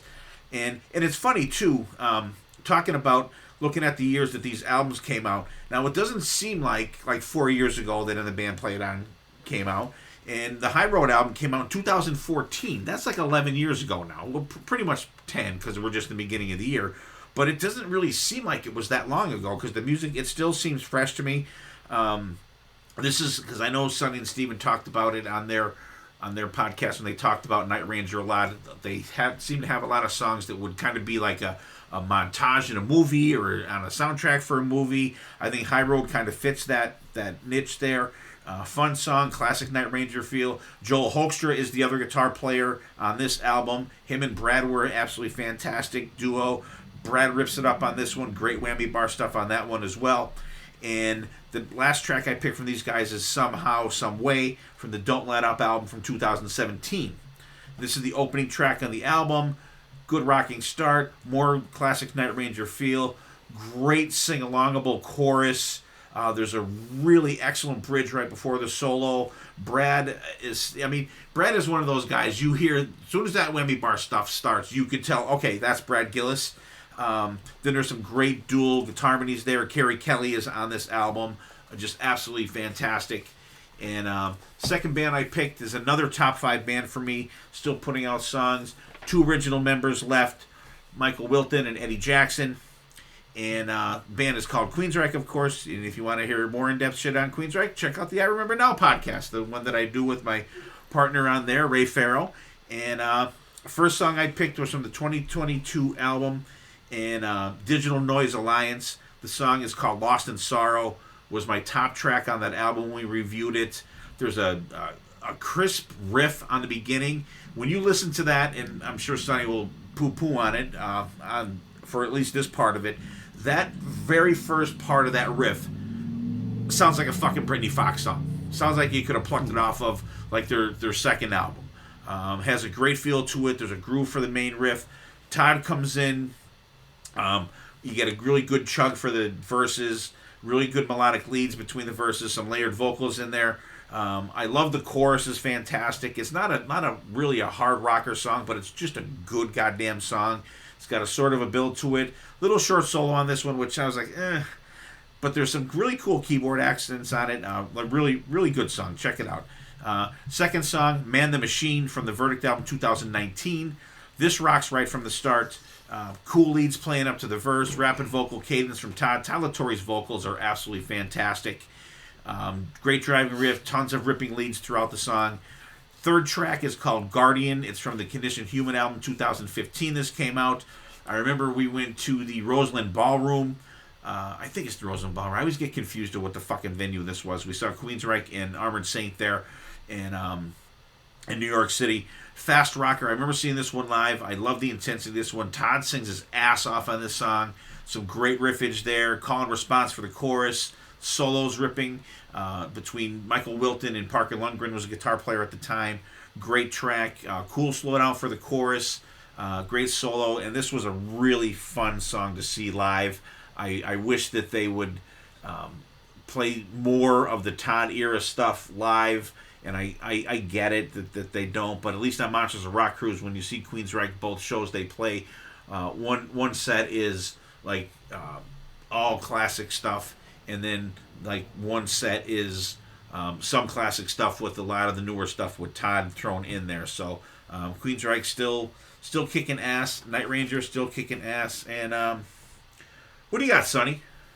All right, so Night Ranger. Monkey, great modern song, guitar solos ripping, love the pace. High Road, exactly what you said. This is movie soundtrack, Night Ranger, love it. And then somehow, some way, it's just great song, great vocal melody, great guitar solos. And for those that have not heard it for a while or never heard it, or for those that have heard it and didn't notice it, go back to the choruses. And in the middle of the chorus, there's a couple of lines that are saying, and it's very Steve Perry. Like the vocal melody is almost exactly the Steve Perry tone, which is really cool. So I enjoyed all three of those songs of Night Ranger. And honestly, we did, like you said, we did the Night Ranger series on Growing Up Rock. And the hit rate was still great. Where when we did the Def Leppard one, I was like not liking Def Leppard as much as we went on. Night Ranger, I was like, oh, I'm glad this stuff lasted for me. And some of the stuff I hadn't heard in a while did well too. Queensryche, I'll talk Guardian first. Todd LaCorey can sing. There's no doubt about it. I'm not the biggest fan of the music because Guardian's a little bit more mid-paced. Todd makes it more listenable. I'm not going to hate on that. It wouldn't make a playlist, but I wouldn't really turn it off either. You get in Lost in Sorrow, now I'm talking about like the faster pace. And the minute it gets a little more faster pace, it's less musical theater. And that's when I like Queensryche the best, is when it's a little faster pace. And then Man the Machine. I listened to the song 5 times. Man, I love the song. And then the last thing I've got to say about it is, you comparing it to Britney Fox, you should be put in Queensryche jail, meaning that you cannot see or listen to Queensryche for a year, just comparing them to fucking Britney Fox. It's just the first part of the first riff. I don't care. Stop it. He's picking on me, Steven. What do you got? You do you, Righty. Don't listen to that big old bad Pooni. Goddamn right. Welcome to my life. Anyway. I've been there. Been there, got the t-shirt.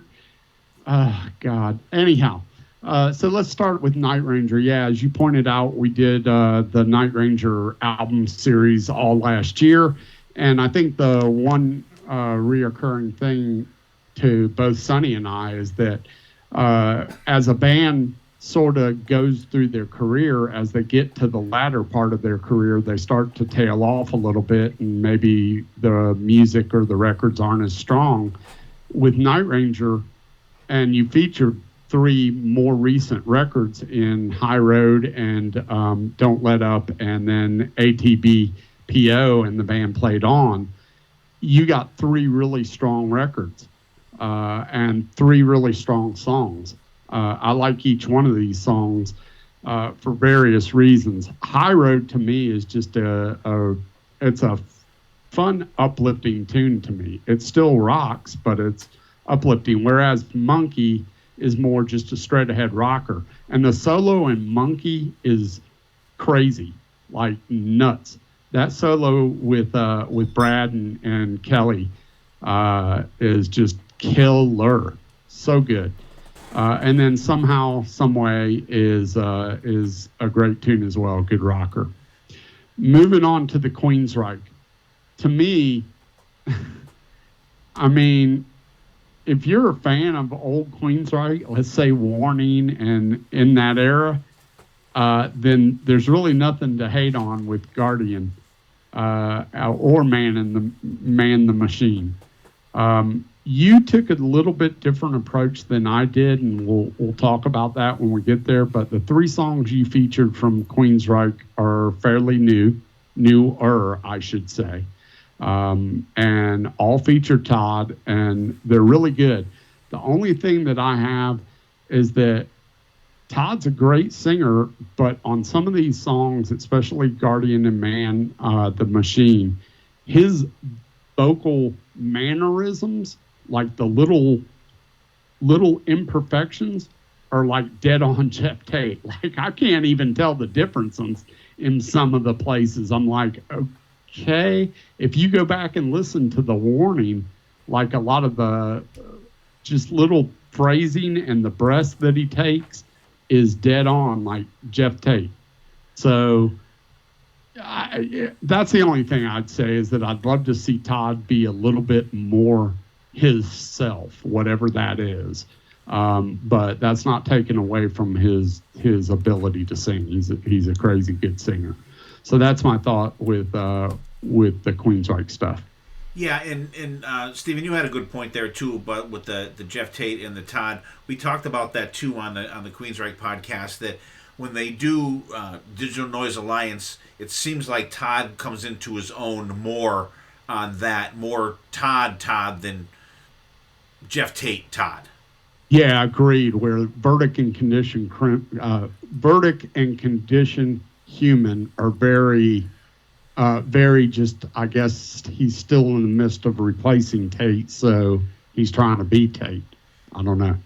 Yeah, he's been in the band for like over 10 years now, which is like even crazy to think about.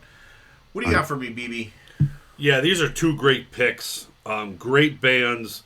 Love these guys. Still listen to these guys today.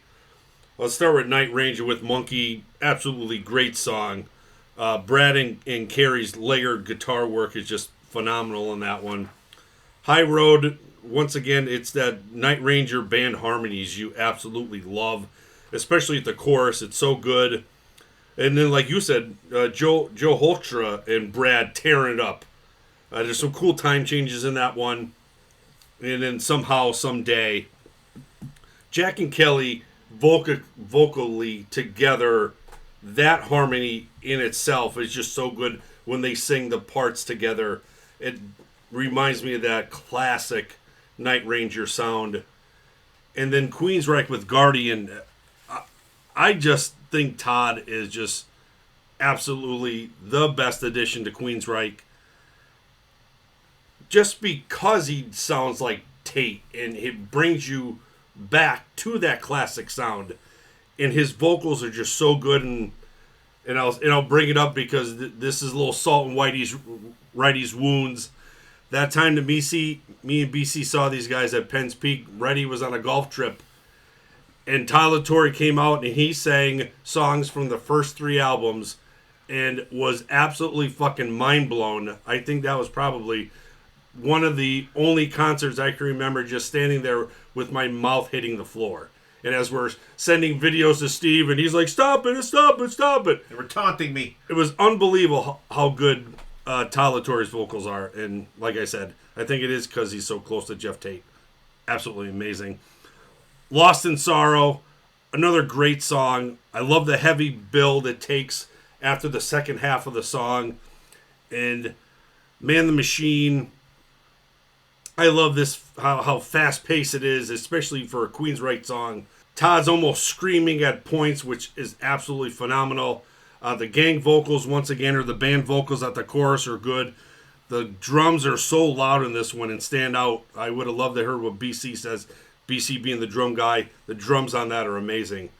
Yeah, 2 great picks, Righty. All right. So that brings us to our next guy bringing up shit on this show here. And we're going to go to Sonny on this one. Who did you bring to the table, Sonny? All right, so I went with 2 European bands that are still around. 2 of my favorites, Whitesnake in Europe, and we'll go with Whitesnake first. And if you remember, right, it was Coverdale's voice. It was the raunchy lyrics / great melodies, and it was the guitar solos. And those were the three things that everybody liked about Whitesnake when Whitesnake was hot in the 80s. They have not lost that. Coverdale still's got the voice. They've hung it up now, but over the last 10 years, Coverdale still got the voice. He's still got great guitar players. He may be not as raunchy as he used to be, but the soul is still there, and they're still catchy songs. So the three songs I went with the Whitesnake, first one was Get Up from 2019's Flesh and Blood. At this point, it's Coverdale, Michael Devins on bass, Michelle Lupi on keyboards, Aldridge on drums, and then Reb Beach and Hoekstra on guitar. The solo absolutely rips. Great catchy tune. Second one I went with was Best Years, which this is the opening track off of 2008's Good to Be Bad. At this point, the band's Coverdale on vocals, Uriah Duffy on bass, Tim Drury on keyboards, Chris Frazier on drums, and you got Reb Beach and Doug Aldridge on this on these guitar solos. This song's co-written by Aldridge, Best Years is, but I think they still share the solo. It's hard for me to tell sometimes, but there's not very many Whitesnake songs where both guys don't solo in the song. So my guess is both are doing the solo. And then my last song by Whitesnake was My Evil Ways, which is off of 2011's Forevermore. Drum intro on this one's Brian Tishy. Rest of the band's Coverdale on vocals, Devin on bass, Tim Drury on keyboards, and then Beach and Aldridge on guitars. And this one's also co-written by Aldridge. So three great Whitesnake tunes. If you gave up on Whitesnake in 1989, you got off the bus too early, because Whitesnake had some rockin' albums after that. The other band, like I mentioned, is Europe. And, you know,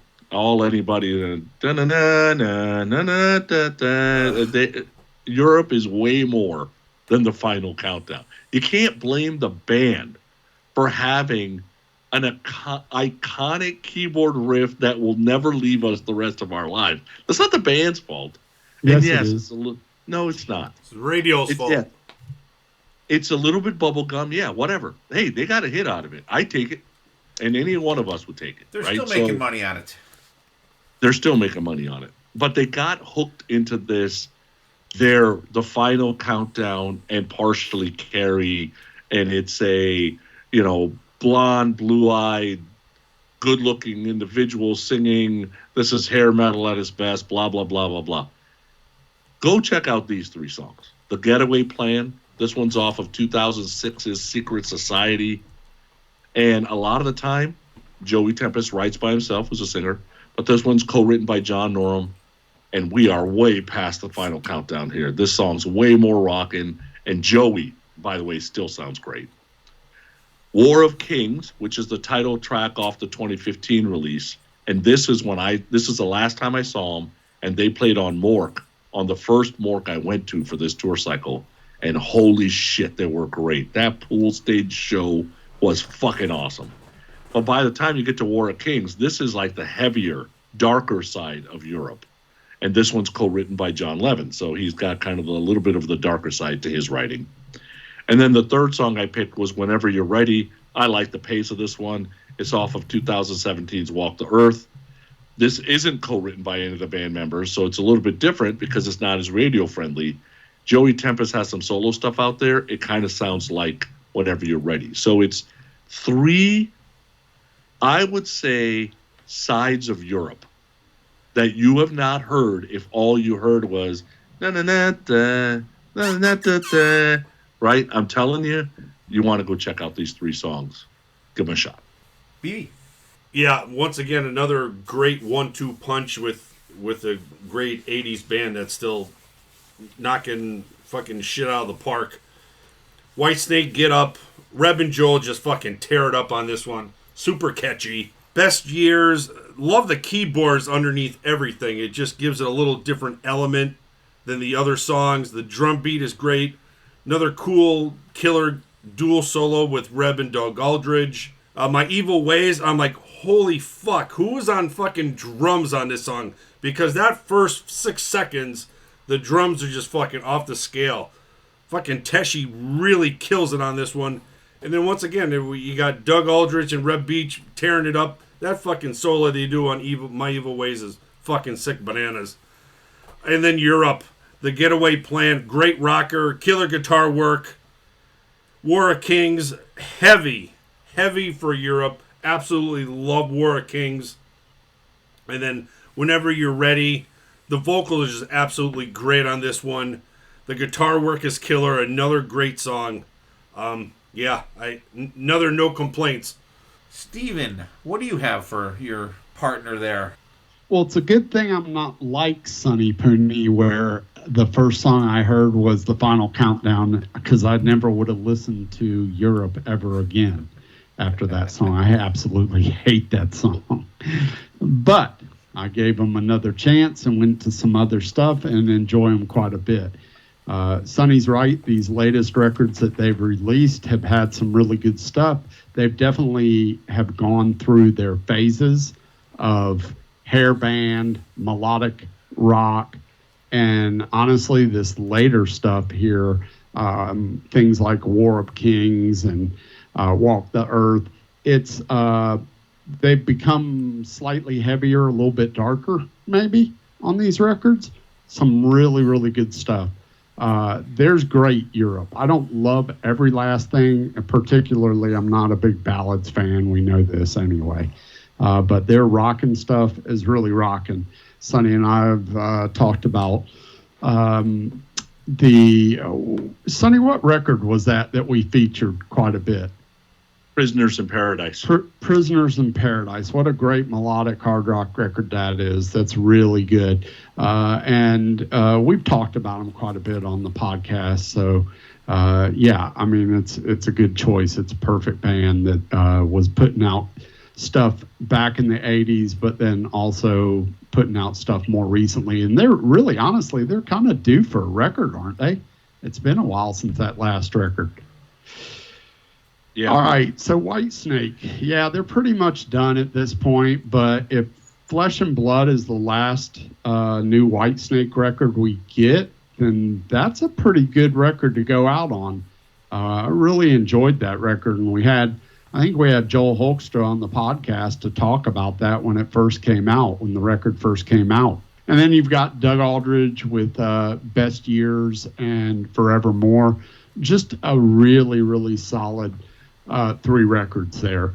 And I enjoy all the stuff on all 3 of those records. Really good stuff. And the guitar players, Whitesnake's always going to have a good guitar player in the band. So they've just had a couple of great guitar players the last several years, many years. So I enjoy me some Whitesnake. Yeah, for me, I'll go with Whitesnake first. Great pick, Sonny. I'm glad you picked these, and this may be the reason that Dylan wasn't on the podcast tonight. He's anti-Whitesnake. I don't know why, but he is. Get Up for the Flesh and Blood album. Number one, I love the production on this one. I don't think that there's even a skip around this whole album for me, with Joel and Reb Beach on guitars here. This song just absolutely friggin' kills it. The soloing is killer on it. And, your guys' interview with Joel was absolutely fantastic. And I love that whole friggin' Flesh and Blood album. I think it's killer, absolutely killer. Some whoa-who's in there that I enjoy. Then there's some dual shredding at the end. I mean, those guys are just a great combination. And I kind of equate Whitesnake with how, I will say, Sharon Osbourne handled Ozzy. He's always surrounded by talent. And I think David Coverdale has always had a knack for getting talented, kick-ass guys in the band and guys that mesh really well as a guitar duo. And, Joel and Reb were a fantastic duo. So was Doug Aldrich that was on these other 2 songs with Joel and with Reb Beach. Reb Beach is so underrated as a guitar player. That's just fucking sick and fucking criminal, along with Joel and Doug Aldrich too. Actually, all of them. Second song, My Evil Ways, from the Forevermore album. We saw these guys played M3 for this tour We saw them on this one, was really good. Great drum intro, fast rocker, Duggan, Red Beach kick ass on this one. Great layered vocals. The soloing section on this song is just absolutely friggin' ripping. It gets melodic just before the solos kick in. I love the back and forth soloing that you get from any of the duos that Whitesnake has had over the years, and this song is absolutely no exception. Best years. This song from Good for Bad, right, yeah, good to be bad. Another friggin' fantastic album. Another heavy Whitesnake track. The keyboards in it are great. The riff is driving. Doug Ulrich and Red Beach just absolutely fucking tear it up. Absolutely killer. Another great pick, Sonny. I hate when you pick good stuff because I can't really bust on you. It pisses me off. Sorry. So Europe, The Getaway Plan. I had never heard this song before. Real heavy riff. There's some ahs in there that I love. The killer drums. The solo is friggin' fantastic. And Europe has had great. John Norum and friggin' John Levin. And John Levin, he's the guitar player in Dokken now, and he's been for the last at least 10 years probably. Friggin' guy tears it up. Don not so much, but what are you gonna do? War of Kings. I saw Europe twice in my life. They opened up for Def Leppard on the Hysteria tour. I saw them for that. If you took Carrie and Final Countdown out of that set, although they got to do it, but do you really have to open the show with Final Countdown and close the fucking show with Final Countdown, especially when you're a goddamn opening band? I just don't think you need to do that. But War of Kings, for anyone that has heard me and BC or BB on our show yell, play the hits, play the hits, that comes from seeing Europe at M3. They played M3, and I think Sonny said that he saw them when they played Mork was on the War of Kings tour. That's when we saw them at M3. And they were playing songs from War of Kings, like War of Kings. They played Days of Rock and Roll, maybe 2 other songs from that album. And that's where the dude was behind us. Play the hits, play the hits. Like, he didn't even give the new songs a fucking chance. War of Kings is heavy, dark Europe. Intense feel to it. Those keyboards give it that extra feel to it. Joey's vocals are friggin' fantastic in there. The solo's very melodic in that one. Whenever you're ready, fast riff, rapid vocal cadence, and Sonny, you are 100% correct. These guys are so much more than the Final Countdown. Just give these guys a chance. Dig in deep to some of their stuff. These guys I kind of equate these guys a little bit to Winger. They kind of get pigeonholed for a couple different things, but there's so much great stuff out there, and live, they just absolutely tear it up. The solo rips on this song, great rocker. Great picks, my friend. Great picks. Thank you, sir. Thank you. All right. We're going to go to BC's tracks right now for what he picked. So I'll go over his real quick. I'll read his notes, and then you guys can commentary on it. Okay, for the for the classic bands, BC picked the first one. Sonny's gonna have a fucking field day on this one. First band he picked was Testament. He said, "I find myself going back to these guys more and more nowadays. They've been putting albums out since 1987, so classic is what I would call them." First song he picked, Rise Up. Driving song, angry vocals, classic backing vocals. Children of the Next Level, rocking tune off the newest album, give you a feel of where they currently are musically. And he picked More Than Meets the Eye. He doesn't have any notes for that one. Second band he picked was Megadeth. He said, "I've been following this band since 1990. They became a favorite of mine, so I had to choose them." LOL. He was quoting Kiss of Dynamite on that one. Songs he picked was Never Dead, double bass and grinding riffs, 44 minutes, killer soloing, and Story by Dave.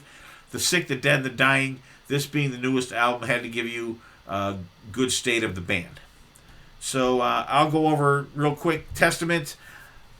I like these guys. I've seen them live a couple times. I know Sonny's going to absolutely destroy these guys, so I figured we get some good comments in there before we let Sonny go. Rise Up. I fucking love this one. When I say rise up, you say war. Rise up, Shit. war. Rise Shit. up, war. Shut up. Shit. Shut up. This song is friggin' fantastic. Blazing solos in there, absolutely killer. Children of the Next Level. This is the opening track, I think, on their latest album. I fucking love this song. It's about the Heaven's Gate cult that they all killed themselves because they thought when the fucking whatever comet it was coming by, it was going to take them off to fucking space or something. Just a crazy story. If you guys have listeners to the podcast, you know I'm like totally like freaked out by fucking cults and shit. And this song is no exception, but I just find it interesting, but it still fucking freaks me out. More Than Meets the Eye, great grindage, got a friggin' gallop to it, so whoa is in there, ripping solo, some dual leads in there. Killer.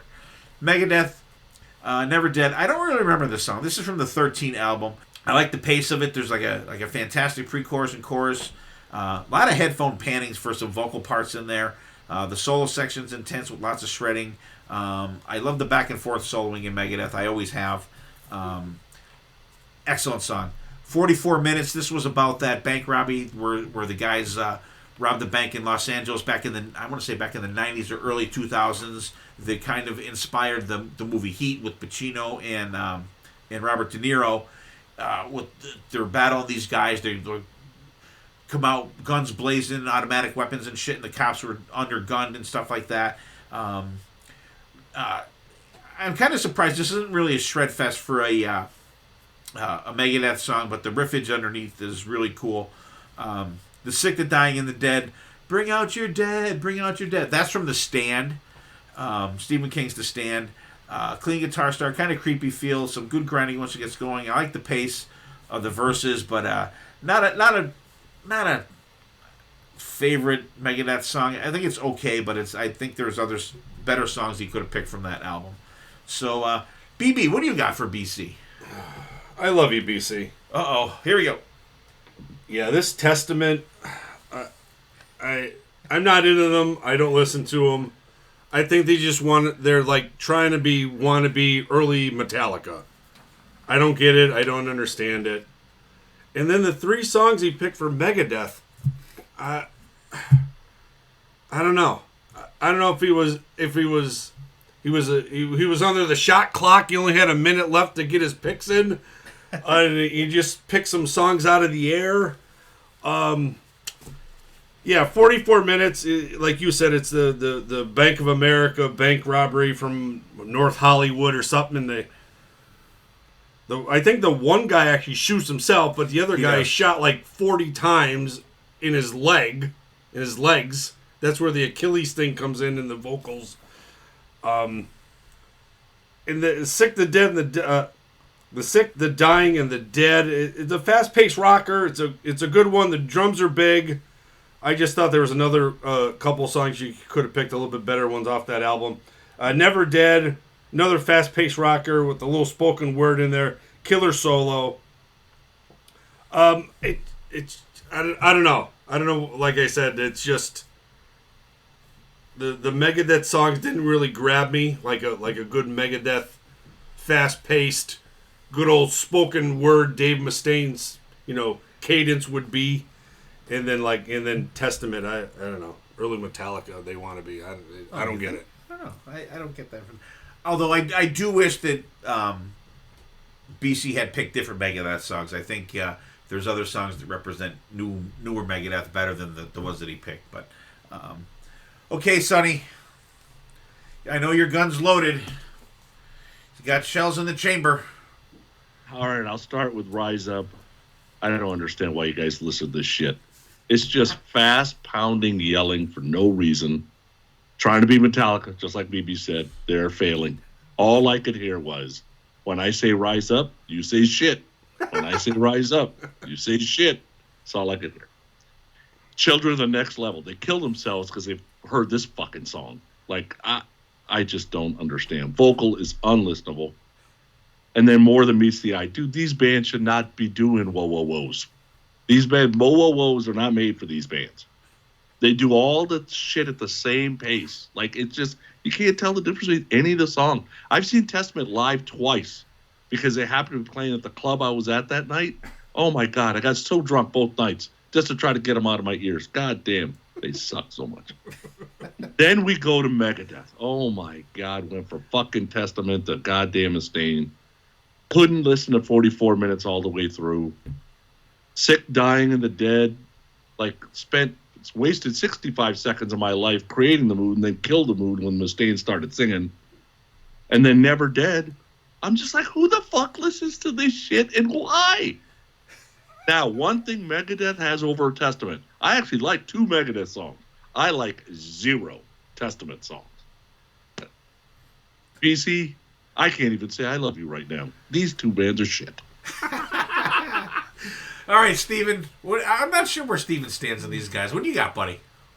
All right. So I'm definitely not a huge Testament guy. I don't know a ton about them. I know that there's argument being made that Testament might be one of the big 4. Them and Overkill Should be part of that discussion. For me, I don't listen to a whole lot of stuff like this anymore. And the same people, Sonny said, who's listening to this shit? Well, the same people that are listening to this stuff and like it they turn it around and say, we can't believe you listen to Eclipse and Heat. That's pure shit. So, I mean, it's all on what you like. It's kind of apples and oranges. That's heavy thrash stuff. I'm just not really into it that much. The one reason that I like a band like Megadeth or Metallica is because there seems to be a little bit more melodic to their songs, and it's not just hardcore craziness all the time. I think that's why records like, for Megadeth, I really enjoyed Euthanasia or Countdown to Extinction. I like those records versus some of the earlier raw stuff because it was more, it was produced better. It sounded better sonically. The songs were better to me. So I enjoyed that kind of stuff. The 3 songs that BC chose, Never Dead, The Sick, The Dying, and The Dead, and 44 Minutes, they're okay. I don't think they're the best choices off those records, but it's okay stuff. The Testament, I think Alex Skolnick is a beast. I think he's a great guitar player, but that's pretty much where it ends for me with the Testament. I don't love it. But if you do, it's all good. All right. Awesome. Oh, yeah, I don't know what to say after that. All right, Steven, since you're on a roll here, what band you bring to the table next? Well, my playlist was completely designed from my partner in crime over there at Growing Up Rock and Sonny Pooni. I think of it as a tribute to Sonny Pooni because I know that this playlist is custom made for him. So I chose 2 classic bands that I think are still going strong today and were around in the 70s. And just, if you know anything about me or the podcast that we do, I'm a new wave of British heavy metal person, whereas Sonny's the complete opposite. He's not that at all. It's just where I grew up. That's the 4 years difference in our ages and taste in music and stuff. So for me, one of those bands was Saxon. Was one of the first bands that was huge in my growing up rock years in high school. And the way that I picked the songs is that I wanted to do a classic song that got me into the band and then 2 more recent songs. So that's how I picked both of the bands that I'm going to present as the classic bands. Saxon's been around since 1975. Just killer, going killer. It's one of those bands also that their sound early on, new wave of British heavy metal, was pretty straight ahead hard rock. But over the years, to me at least, they've become heavier, especially as of more recent albums.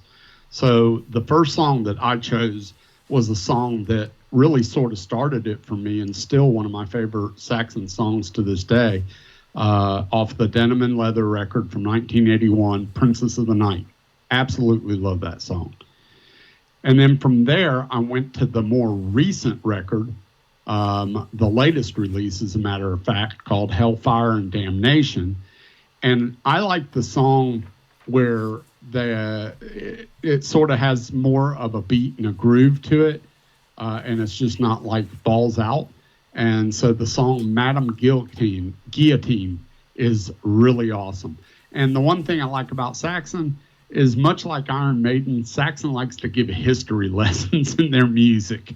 So, Madame Guillotine is part of one of their history lessons. So listen to the song and you'll get a little bit of schooling along with it. And then last but not least is a song that actually brought me back to Saxon after being sort of distant for so long. And that's off the 2011 Call to Arms record, and a song called Hammer of the Gods. It's just a balls out rocker. I really enjoy that song. So those are my 3 songs from Saxon. Moving on to my second band, which is another band that's still going strong today. From 1976, we're talking about Germany's Accept. But at this point, really, the only Germans in the band is Wolf Hoffman, who's the original guy. The rest of the guys are pretty much American, except maybe Yuli, one of the guitar players. He's probably the only one that's not American at this point. So the songs that I chose, I went the same approach. I chose a classic song from one of their earlier records, and then 2 more recent songs from some of the latest released. So the first song that I chose was a song off their latest release, Humanoid, from 2024, and it's a song called Straight Up Jack. It's a groove-laden tune. I like how the music has an opportunity to breathe. The riffs are big. I really enjoy this song, and it was fantastic live. So Straight Up Jack off of Humanoid is my first song. Moving on to the classic song off of 1985's Metal Heart, I've always enjoyed the tune Love Child. Love Child's just a ballsy rocker. I just enjoy it straight ahead. And then last but not least, off the 2017 Rise of Chaos record, Analog Man. Just enjoy the groove to this tune as well, and the riff to this song. So those are my 3 songs for Accept. All right. Let's get the negativity out of the way. What do you got, Sonny? All right. I don't care how SM picked the songs. He didn't follow the fucking rules. It was supposed to be 3 new songs. Period. And since this isn't your podcast, least you could do is follow the fucking rules. Anyway, hold on, I'm going back to my notes. I wasn't going to mention that, but yeah. Go back to your notes. That wasn't you didn't follow the rules. All right, Princes of the Night. I get it. The guitar's trying to be melodic. That vocal is not good. And the chorus is absolutely horrible. It would have never made it to radio. They probably weren't trying to get to radio.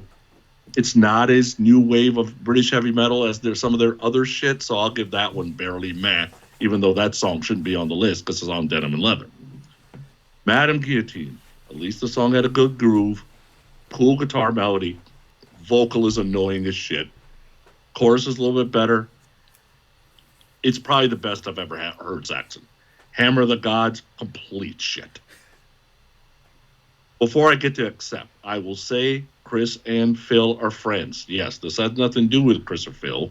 This has to do with Love Child is shit and shouldn't be on the list because it's breaking the rules. And you picked a shitty song to begin with. Analog Man, music's very AC/DC. Vocal is so much worse than AC/DC. Guys, these guys cannot write a melodic song to save their life.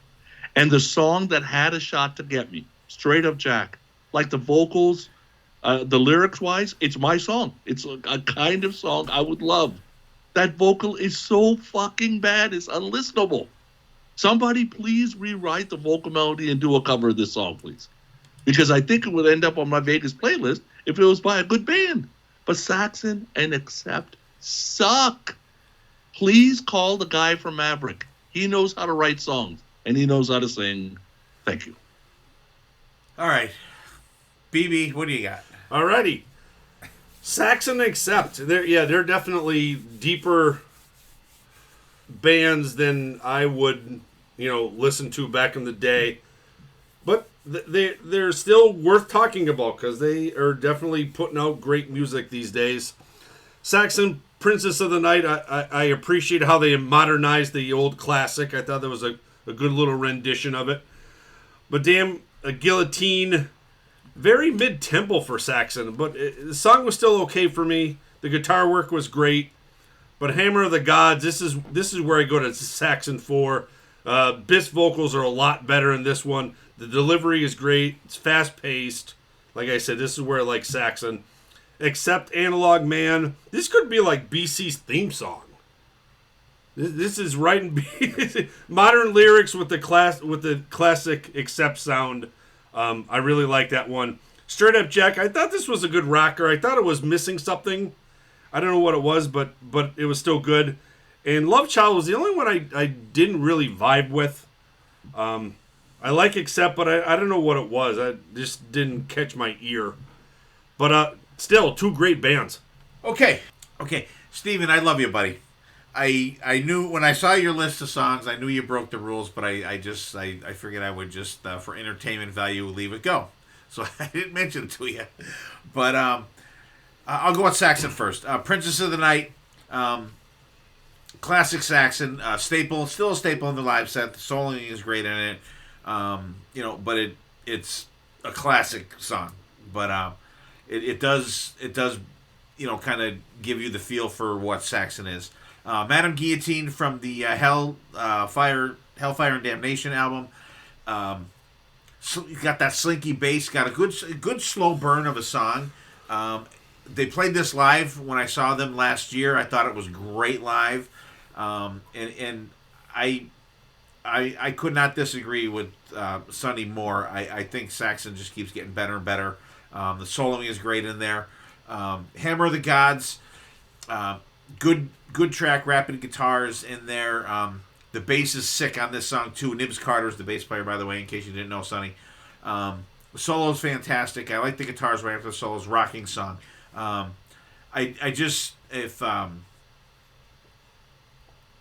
like it. Good picks, but you did break the rules, which is okay because it's Saxon.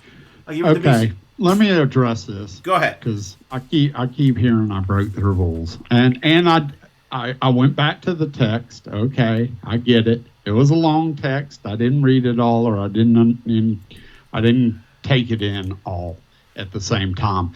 When this episode was presented to me, my head went to instantly what I was explaining to you earlier, bridging the gap between the old and the new. So that's my bad. I take ownership of that. I messed it up. But you know what? Fuck you guys, because that's what rock and roll is all about, is breaking the rules. So suck my balls. I couldn't agree more, buddy. I don't care which classic Saxon song you picked. It was a good one. All been shit. It would all been shit, so it doesn't matter. It was all gonna be shit no matter what I picked, Sonny. So blow me. Don't break the rules on top of it. Yeah, I want to twist the cane a little bit more. So there you go. I gotta say, it's usually me that fucks up the shit. So I'm That's glad, true. I'm glad That is someone true. else did tonight. Except, Straight Up Jack from the Humanoid album. Great, kind of mid-tempo rocker. I kind of wish you picked more of a Better song, shut up, Sonny. better band, Just like better vocal. a different song for the album. Although I do like it, though. There's some killer stuff on Humanoid. Patented, except background vocals. I love that. The Straight Up Jack, great. Analog Man. I'll tell you what. I gotta say though, this is one of my least favorite newer Accept songs. This was, I think they released this early before they put out the album. What was this on? This was on. It was before Too Mean to Die. The one before that. I was like, I still don't vibe with this song. I'm not a fan of this one. It's just barely okay for me. Love Child. By the way, it's from the Balls to the Wall album, not Metal Health. Metal Heart rather. You're right. Yeah, I missed. And again, I'm giving you the BC. I love Accept. I love their new stuff. Mark Tornello, I think is fantastic. I think he's great. I love his vocals. I love him live. Super nice guy. And Christopher and Phil, don't listen to fucking Sonny. Okay, he doesn't know what the fuck he's talking about. I'm going the BC route for you. I just wish you picked different songs. I love Accept. We're better. From a better band and a better vocalist. Stop it.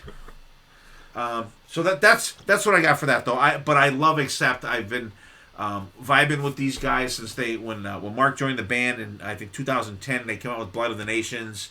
I was all in. I've always been a big Accept fan.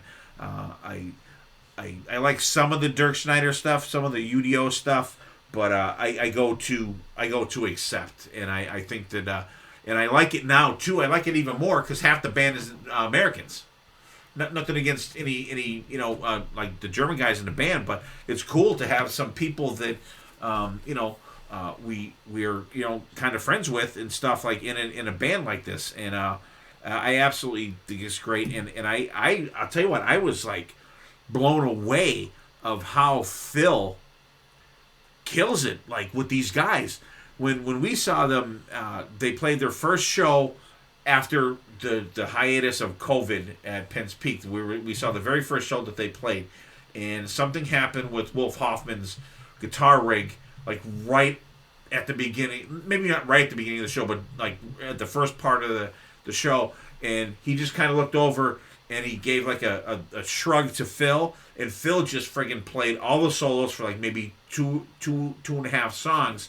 And just absolutely tore it up. Didn't miss a fucking beat. Phil absolutely fucking kills it on guitar. Christopher, amazing drummer. Martin, I met him a couple times. Super nice guy. Yui, that guy, I never really met him. I have his autograph. I talked to him a little bit at one of the shows.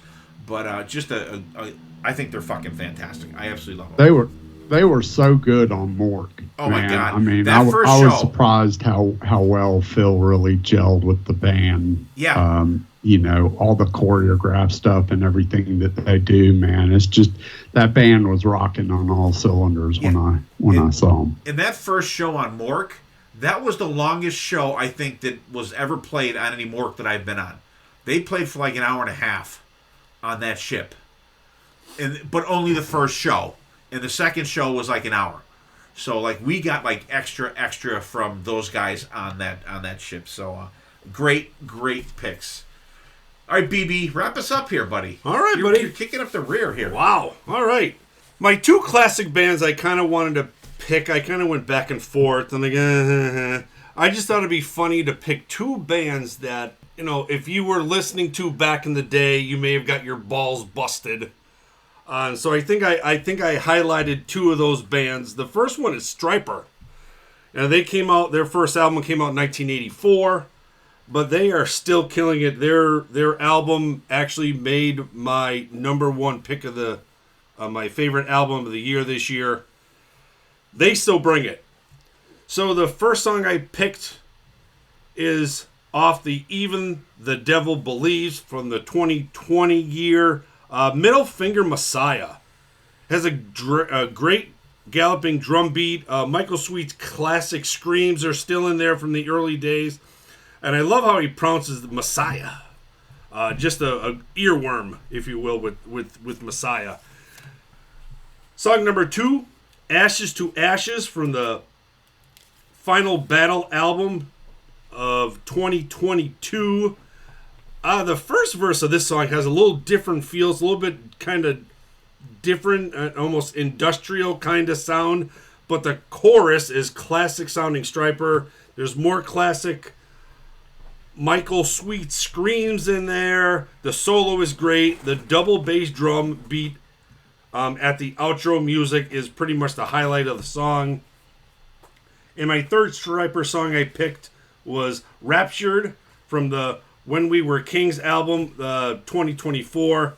This album, this song just actually captures Stryper's classic sound with more of an updated music beat to it. You almost can fit this right in the God We Trust album. And the second band I picked that, if you're wearing this band shirt in 1988, maybe somebody would have picked on you, especially from Beavis and Butthead. The band is Winger. Love these guys. Once again, we're talking about Reb Beach, all over Whitesnake. And he tears it up in Winger. The first song I picked off of Winger is from the Better Days Coming album from 2014. Song is Rat Race. Reb Beach, and they added John Roth since they've come back. Both of them just tear it up on this song. Kip's vocals are great. It's a nice pace rocker right out of the gate, especially for Winger. The second song I picked is Tears of Blood off their 7 album of 2023. I picked this one because of the verse. Kind of in the middle of it, it sounds like Kip is talking to like demons in his head, and they're going back and forth, and that is definitely something that you don't get from Winger. Then it kicks right into a crazy solo, has a dark feel to it, especially at the solo, the way way that Reb plays it. Then it kind of slows down to a verse with some keyboards in it, like more of a classic Winger from like their debut album would sound. I love how it's like kind of like roller coaster through that song.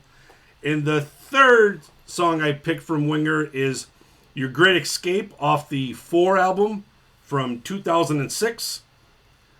This is the album they came back, I think it was like a 13-year, I'll call it a vacation. This was a great album to come back with, adding John Roth to their cold lead guitarist. It gives a little different sound with him and Reb. Just a great rocker. Kip's vocals are perfect. I think the rest really did well for his vocals. He wasn't pushing it too much on this one. I think he stayed perfect in the pocket. The dual outro solo is absolutely phenomenal in this one. There you go, Stryper and Winger, still bringing it. Sonny, what'd you think about Stryper and Winger? So these two bands, actually, Nicole and I went to see both of them last year. So Stryper came and did that acoustic show, and then Winger came and did a plugged-in show. And Nicole enjoyed both shows, and she's not a rock fan, right? So that just kind of shows you that these guys have staying power, and Nicole doesn't remember, Madeline and shit like that because she didn't know those songs. She didn't listen to them when she was young. Stryper knew stuff last 10, 15 years, stuff like Middle Finger Messiah and Ashes to Ashes. I mean, everything sounds great. The production's great. The drums are great. The guitars are great. Like, production-wise, Michael's, does it all now. So it's pretty consistent, everything that they put out, including Raptured also. Where Michael sometimes misses is the choruses. Like, when he misses, he misses. And, like, there's some choruses that are unbelievably melodic and catchy, like The Valley and Goddamn Evil. But then, like, stuff like Ashes to Ashes, like, the chorus a bit meh, right? Because there's nobody helping him. So he's just kind of doing his own thing. And my guess is he's trying not to write the same song over and over and over and over, which I probably don't want that either, but I do want every chorus to be catchy. But I enjoy Stryper. Winger, Rat Race is already on my Vegas playlist, been there a long time. People gave up on Winger too fast. When they came back, they probably came back when classic rock wasn't exactly hitting again yet. And then, now they're basically playing, big clubs, maybe small theaters, depending, and they're on Mork a lot. They have not disappointed. Anytime I've seen them live, I was there from the beginning, never disappointed no matter what year it was. Kip is a professional in just entertaining people. And is his voice the same as when, 1988? Well, fuck no, nobody's is. But he's not out there trying to hide it, right? He just changes the melody when he needs to change the melody. When he's got it, he's got it. When he doesn't, he doesn't. And I think, R and BB will be, he'll see this a little bit when we're together, but the guys get together to go see Extreme together. We get together to go see Y&T together. We go together to go see Winger because we sing at the top of our lungs when they're playing live, because that's how good they are, and we enjoy it. So Striper and Winger, great choices. Love those two bands. Definitely on my top 100 list. And like I said, just saw them. They were great. Nice. Stephen Michael. Yeah, let's start with Striper. I've said it before. I think they're putting out the strongest material of their career right now. And the three choices you selected were interesting because they're a little bit deeper tracks, and I enjoyed that. I still love them. Rapture, Middle Finger, Messiah, great songs, man. I dig those latest records. Been there from pretty much the beginning, actually. So, yeah, I'm a big Striper fan. Moving on to Winger. Sonny said it all. They're one of those Mort bands that would pretty much go, and so does the rest of the boat, wherever they're playing, because it's usually pretty crowded, whatever venue they happen to be playing at the time. And, yeah, Kip still sings well to me, but it also helps having, three other guys in the band up front with you that can sing as well. Because they got some great singers in that band that can sing on their own. So if Kip's voice ever goes down, one of the other two can just sing the songs. They're that good live. And people had Winger wrong from the get-go, in my opinion. They got, tailed into this thing, this hair band and everything else, whether it was the Metallica thing picking on them or whatever it was. But to me, I mean, they were head and shoulders above most of those bands, and as players, probably some of the top-notch players in any band from that scene. Those guys. The songs you selected are a little weird for me. I would have selected some other ones. Rat Race is great. Tears of Blood is good. Not my favorite on that record. Rat Race, not the favorite on Better Days Coming, but both decent tunes. The interesting selection for me was from the Winger, what is it, 4? Yes. Winger 4. That record is just, I never owned that record, and I went and I listened to it when I first had the opportunity, I don't know, on Spotify or something, several years back. And I was like, what did I miss with this record? Because I didn't even know about this record for some time. I listened to it and I said, oh, that's why I don't know about it, because it's not that great. But then I let time go by and I saw this on your list, and Your Great Escape's not too bad. It's all right.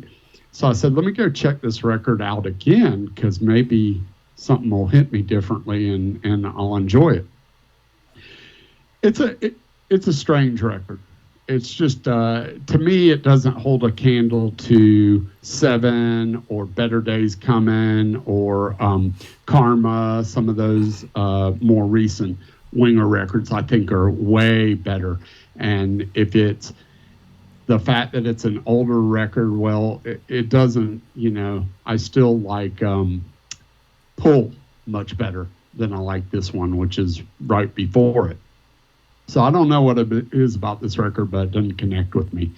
But either way, it doesn't throw shade on the fact that I'm a huge Winger fan. They're putting out great material now. So I like both of these bands, Striper and Winger. It's great. And looking forward to seeing Winger on the boat as normal. Sweet.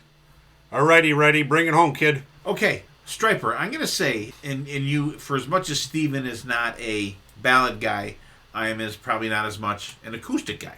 True. However, last year I did go see the Striper tour, the acoustic show. I went with Boo Boo and I went with Richie. And I freaking had a great time at that show. I thought it was excellent. I enjoyed it. And I will say this about Striper. I put them in that category too, where I think they're putting out their strongest stuff now as we go along. They're getting heavier. They got heavier around like Goddamn Evil, then they've kind of backed it off a little bit, I thought. And I will throw this out there. For as much of a Queensryche fan that I am, I would love to see a set list of all Todd stuff, right? but I would love to see a Striper set list of all stuff from like No More Hell to Pay from 2013 forward. I would love to see that, as long as they played Surrender, because I fucking love that song. But I think these guys they've just been putting out some great stuff. Michael's voice is still fantastic. Like Sonny said, like no one's voice, whether it be Kip Winger or Michael Sweet, they're not what they used to be. Because I mean, the fucking shit, no one is. But Middle Finger Messiah, Fast Paced Rocker. But if you listen to this song rips off Judas Priest's Exciter. There's melody lines in that. It is the same exact fucking thing as like a pre-chorus in Exciter from Judas Priest. It's there. It is like, I'm like, holy shit, this is Judas Priest. Ashes to Ashes, cool jump start, choppy riff. Michael's vocals, he sings kind of in the low range, like when he sings low and then gets a little higher. Raptured, good groove, good chug to it, and I'm also on your Striper picks. I'm with the Steven and the BC picks. I think there's better songs that could have represented Striper and their newer stuff, like some stuff from No More Hell to Pay, Fallen, or Goddamn Evil from 2018, 2015, 2013. But this is like newer Striper. And I definitely vibe with all of them, but I kind of go to those three like earlier albums a little more. But Striper is still going strong, still friggin' kicking ass. The only bad thing about the acoustic show was that Oz Fox was not there. He was still recovering from his brain surgery. But it was kind of good. They went on. They did said a nice thing about him and stuff. So that was kind of cool. Winger. Rat Race. This song fucking rocks. I love this. I don't know what the hell's the matter with Steven. Like, not saying that he doesn't love this song, because this has made many playlists over the years from these guys. I've seen them play it live. Absolutely kills it. You were absolutely... Hold on. I didn't say I didn't like this song. I just said that there are better songs on the record. It wasn't my favorite. I still like this song. All right. Well, I disagree that it's not the best. I think it's the best song on the album. But Well, there you're wrong. we're gonna fight. We're gonna fight shot for shot on this ship. Come on, me and you, battle shots. But I do agree with you 100%. John Roth is an amazing addition to the band, and I like that when they play live, they let him shine too. Yeah. He gets to play some solos. Absolutely fucking tears it up. Cool guy. Talked to him, briefly a couple times. Said hello. Super friendly guy. Really cool. Tears of Blood, intense feel. Melodic leads in there. You got an urgent feel for the chorus. Really good one. Your Great Escape. This one I didn't really know. But I like it. The great choppy riff in there. Soloing is great. And Sonny said it too, that there are certain bands on Monsters of Rock Cruise when they play that we all kind of just instinctively kind of congregate to go see. Like he said, Y&T, Winger, Extreme. We kind of just like they're the bands that who's ever Faster playing Pussycat.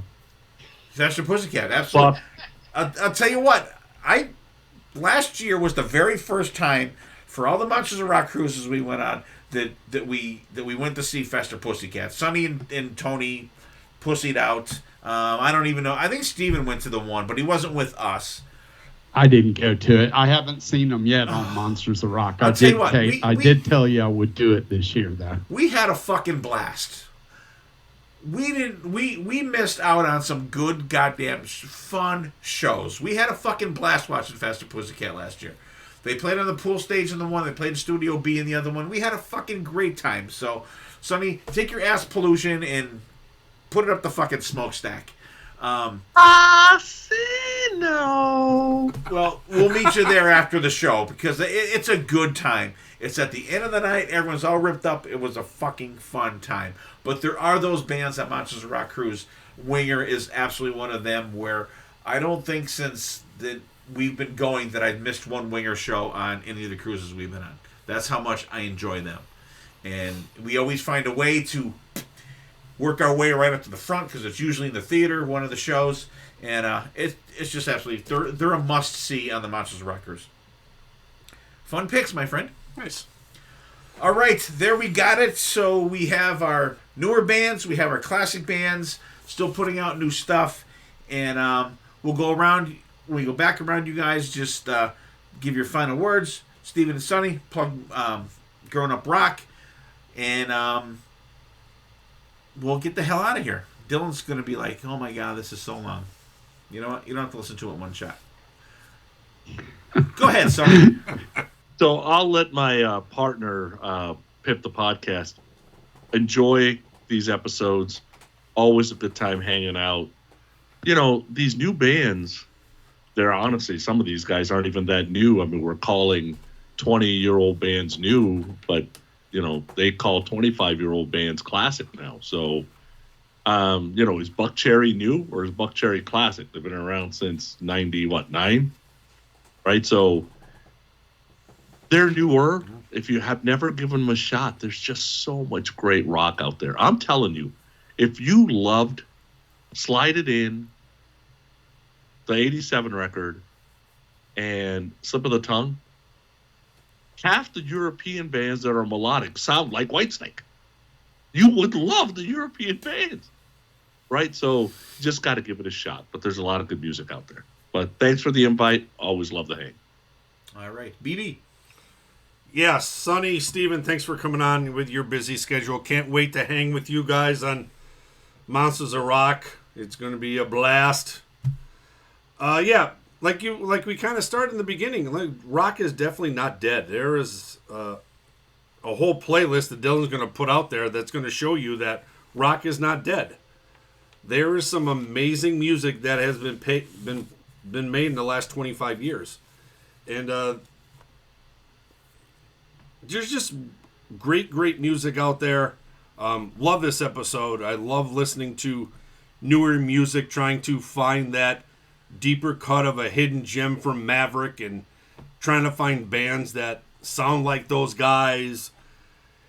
It's just like my new addiction now, trying to find that new sound, new little pocket that I like, you know, and I'm all over the place in certain different rabbit holes, finding new music, but a great topic. Love this one. All right. Steven. Dudes, fun as always. We appreciate the invite. It's fun being on here with my partner in crime for a change. Normally we come on separately and do our thing, whatever that is, Y&T, Judas Priest. But always a good time. Appreciate it. And yeah, the Grown Up Rock podcast. By this point, you should know who we are from listening to the Potter and Hell podcast and vice versa. So come on over and check us out if you haven't. This year we're doing the Ozzy Osbourne album series. So covering all the Ozzy studio records from start to finish every month this year. And that's really it. Thanks again, guys. Enjoyed the topic. All right. Once again, thank you, Sonny and Steven, for stepping up to the plate and coming on this episode. I know that it wasn't we didn't have a real whole lot of lead time to really give you guys the time you really need to check stuff out. But as always, you guys are always professionals. You step up to the plate. You do the work, and I knew it was a topic you guys would like, because with us going on Monsters of Rock Cruise, checking out the new stuff, I know you guys, like I said, you guys have the new music spotlight on every episode, which I think is absolutely fantastic. A lot of times, sometimes if you guys are talking about something and I know the music, I'll skip through the music and just listen to you guys talk. But like I don't skip through the new music spotlight on your guys' podcast, because I want to hear what albums you guys are getting and want to talk about. So, and I think it's I feel, I've always said it, I feel bad for people that have that closed mind to check out new music. Give something a shot.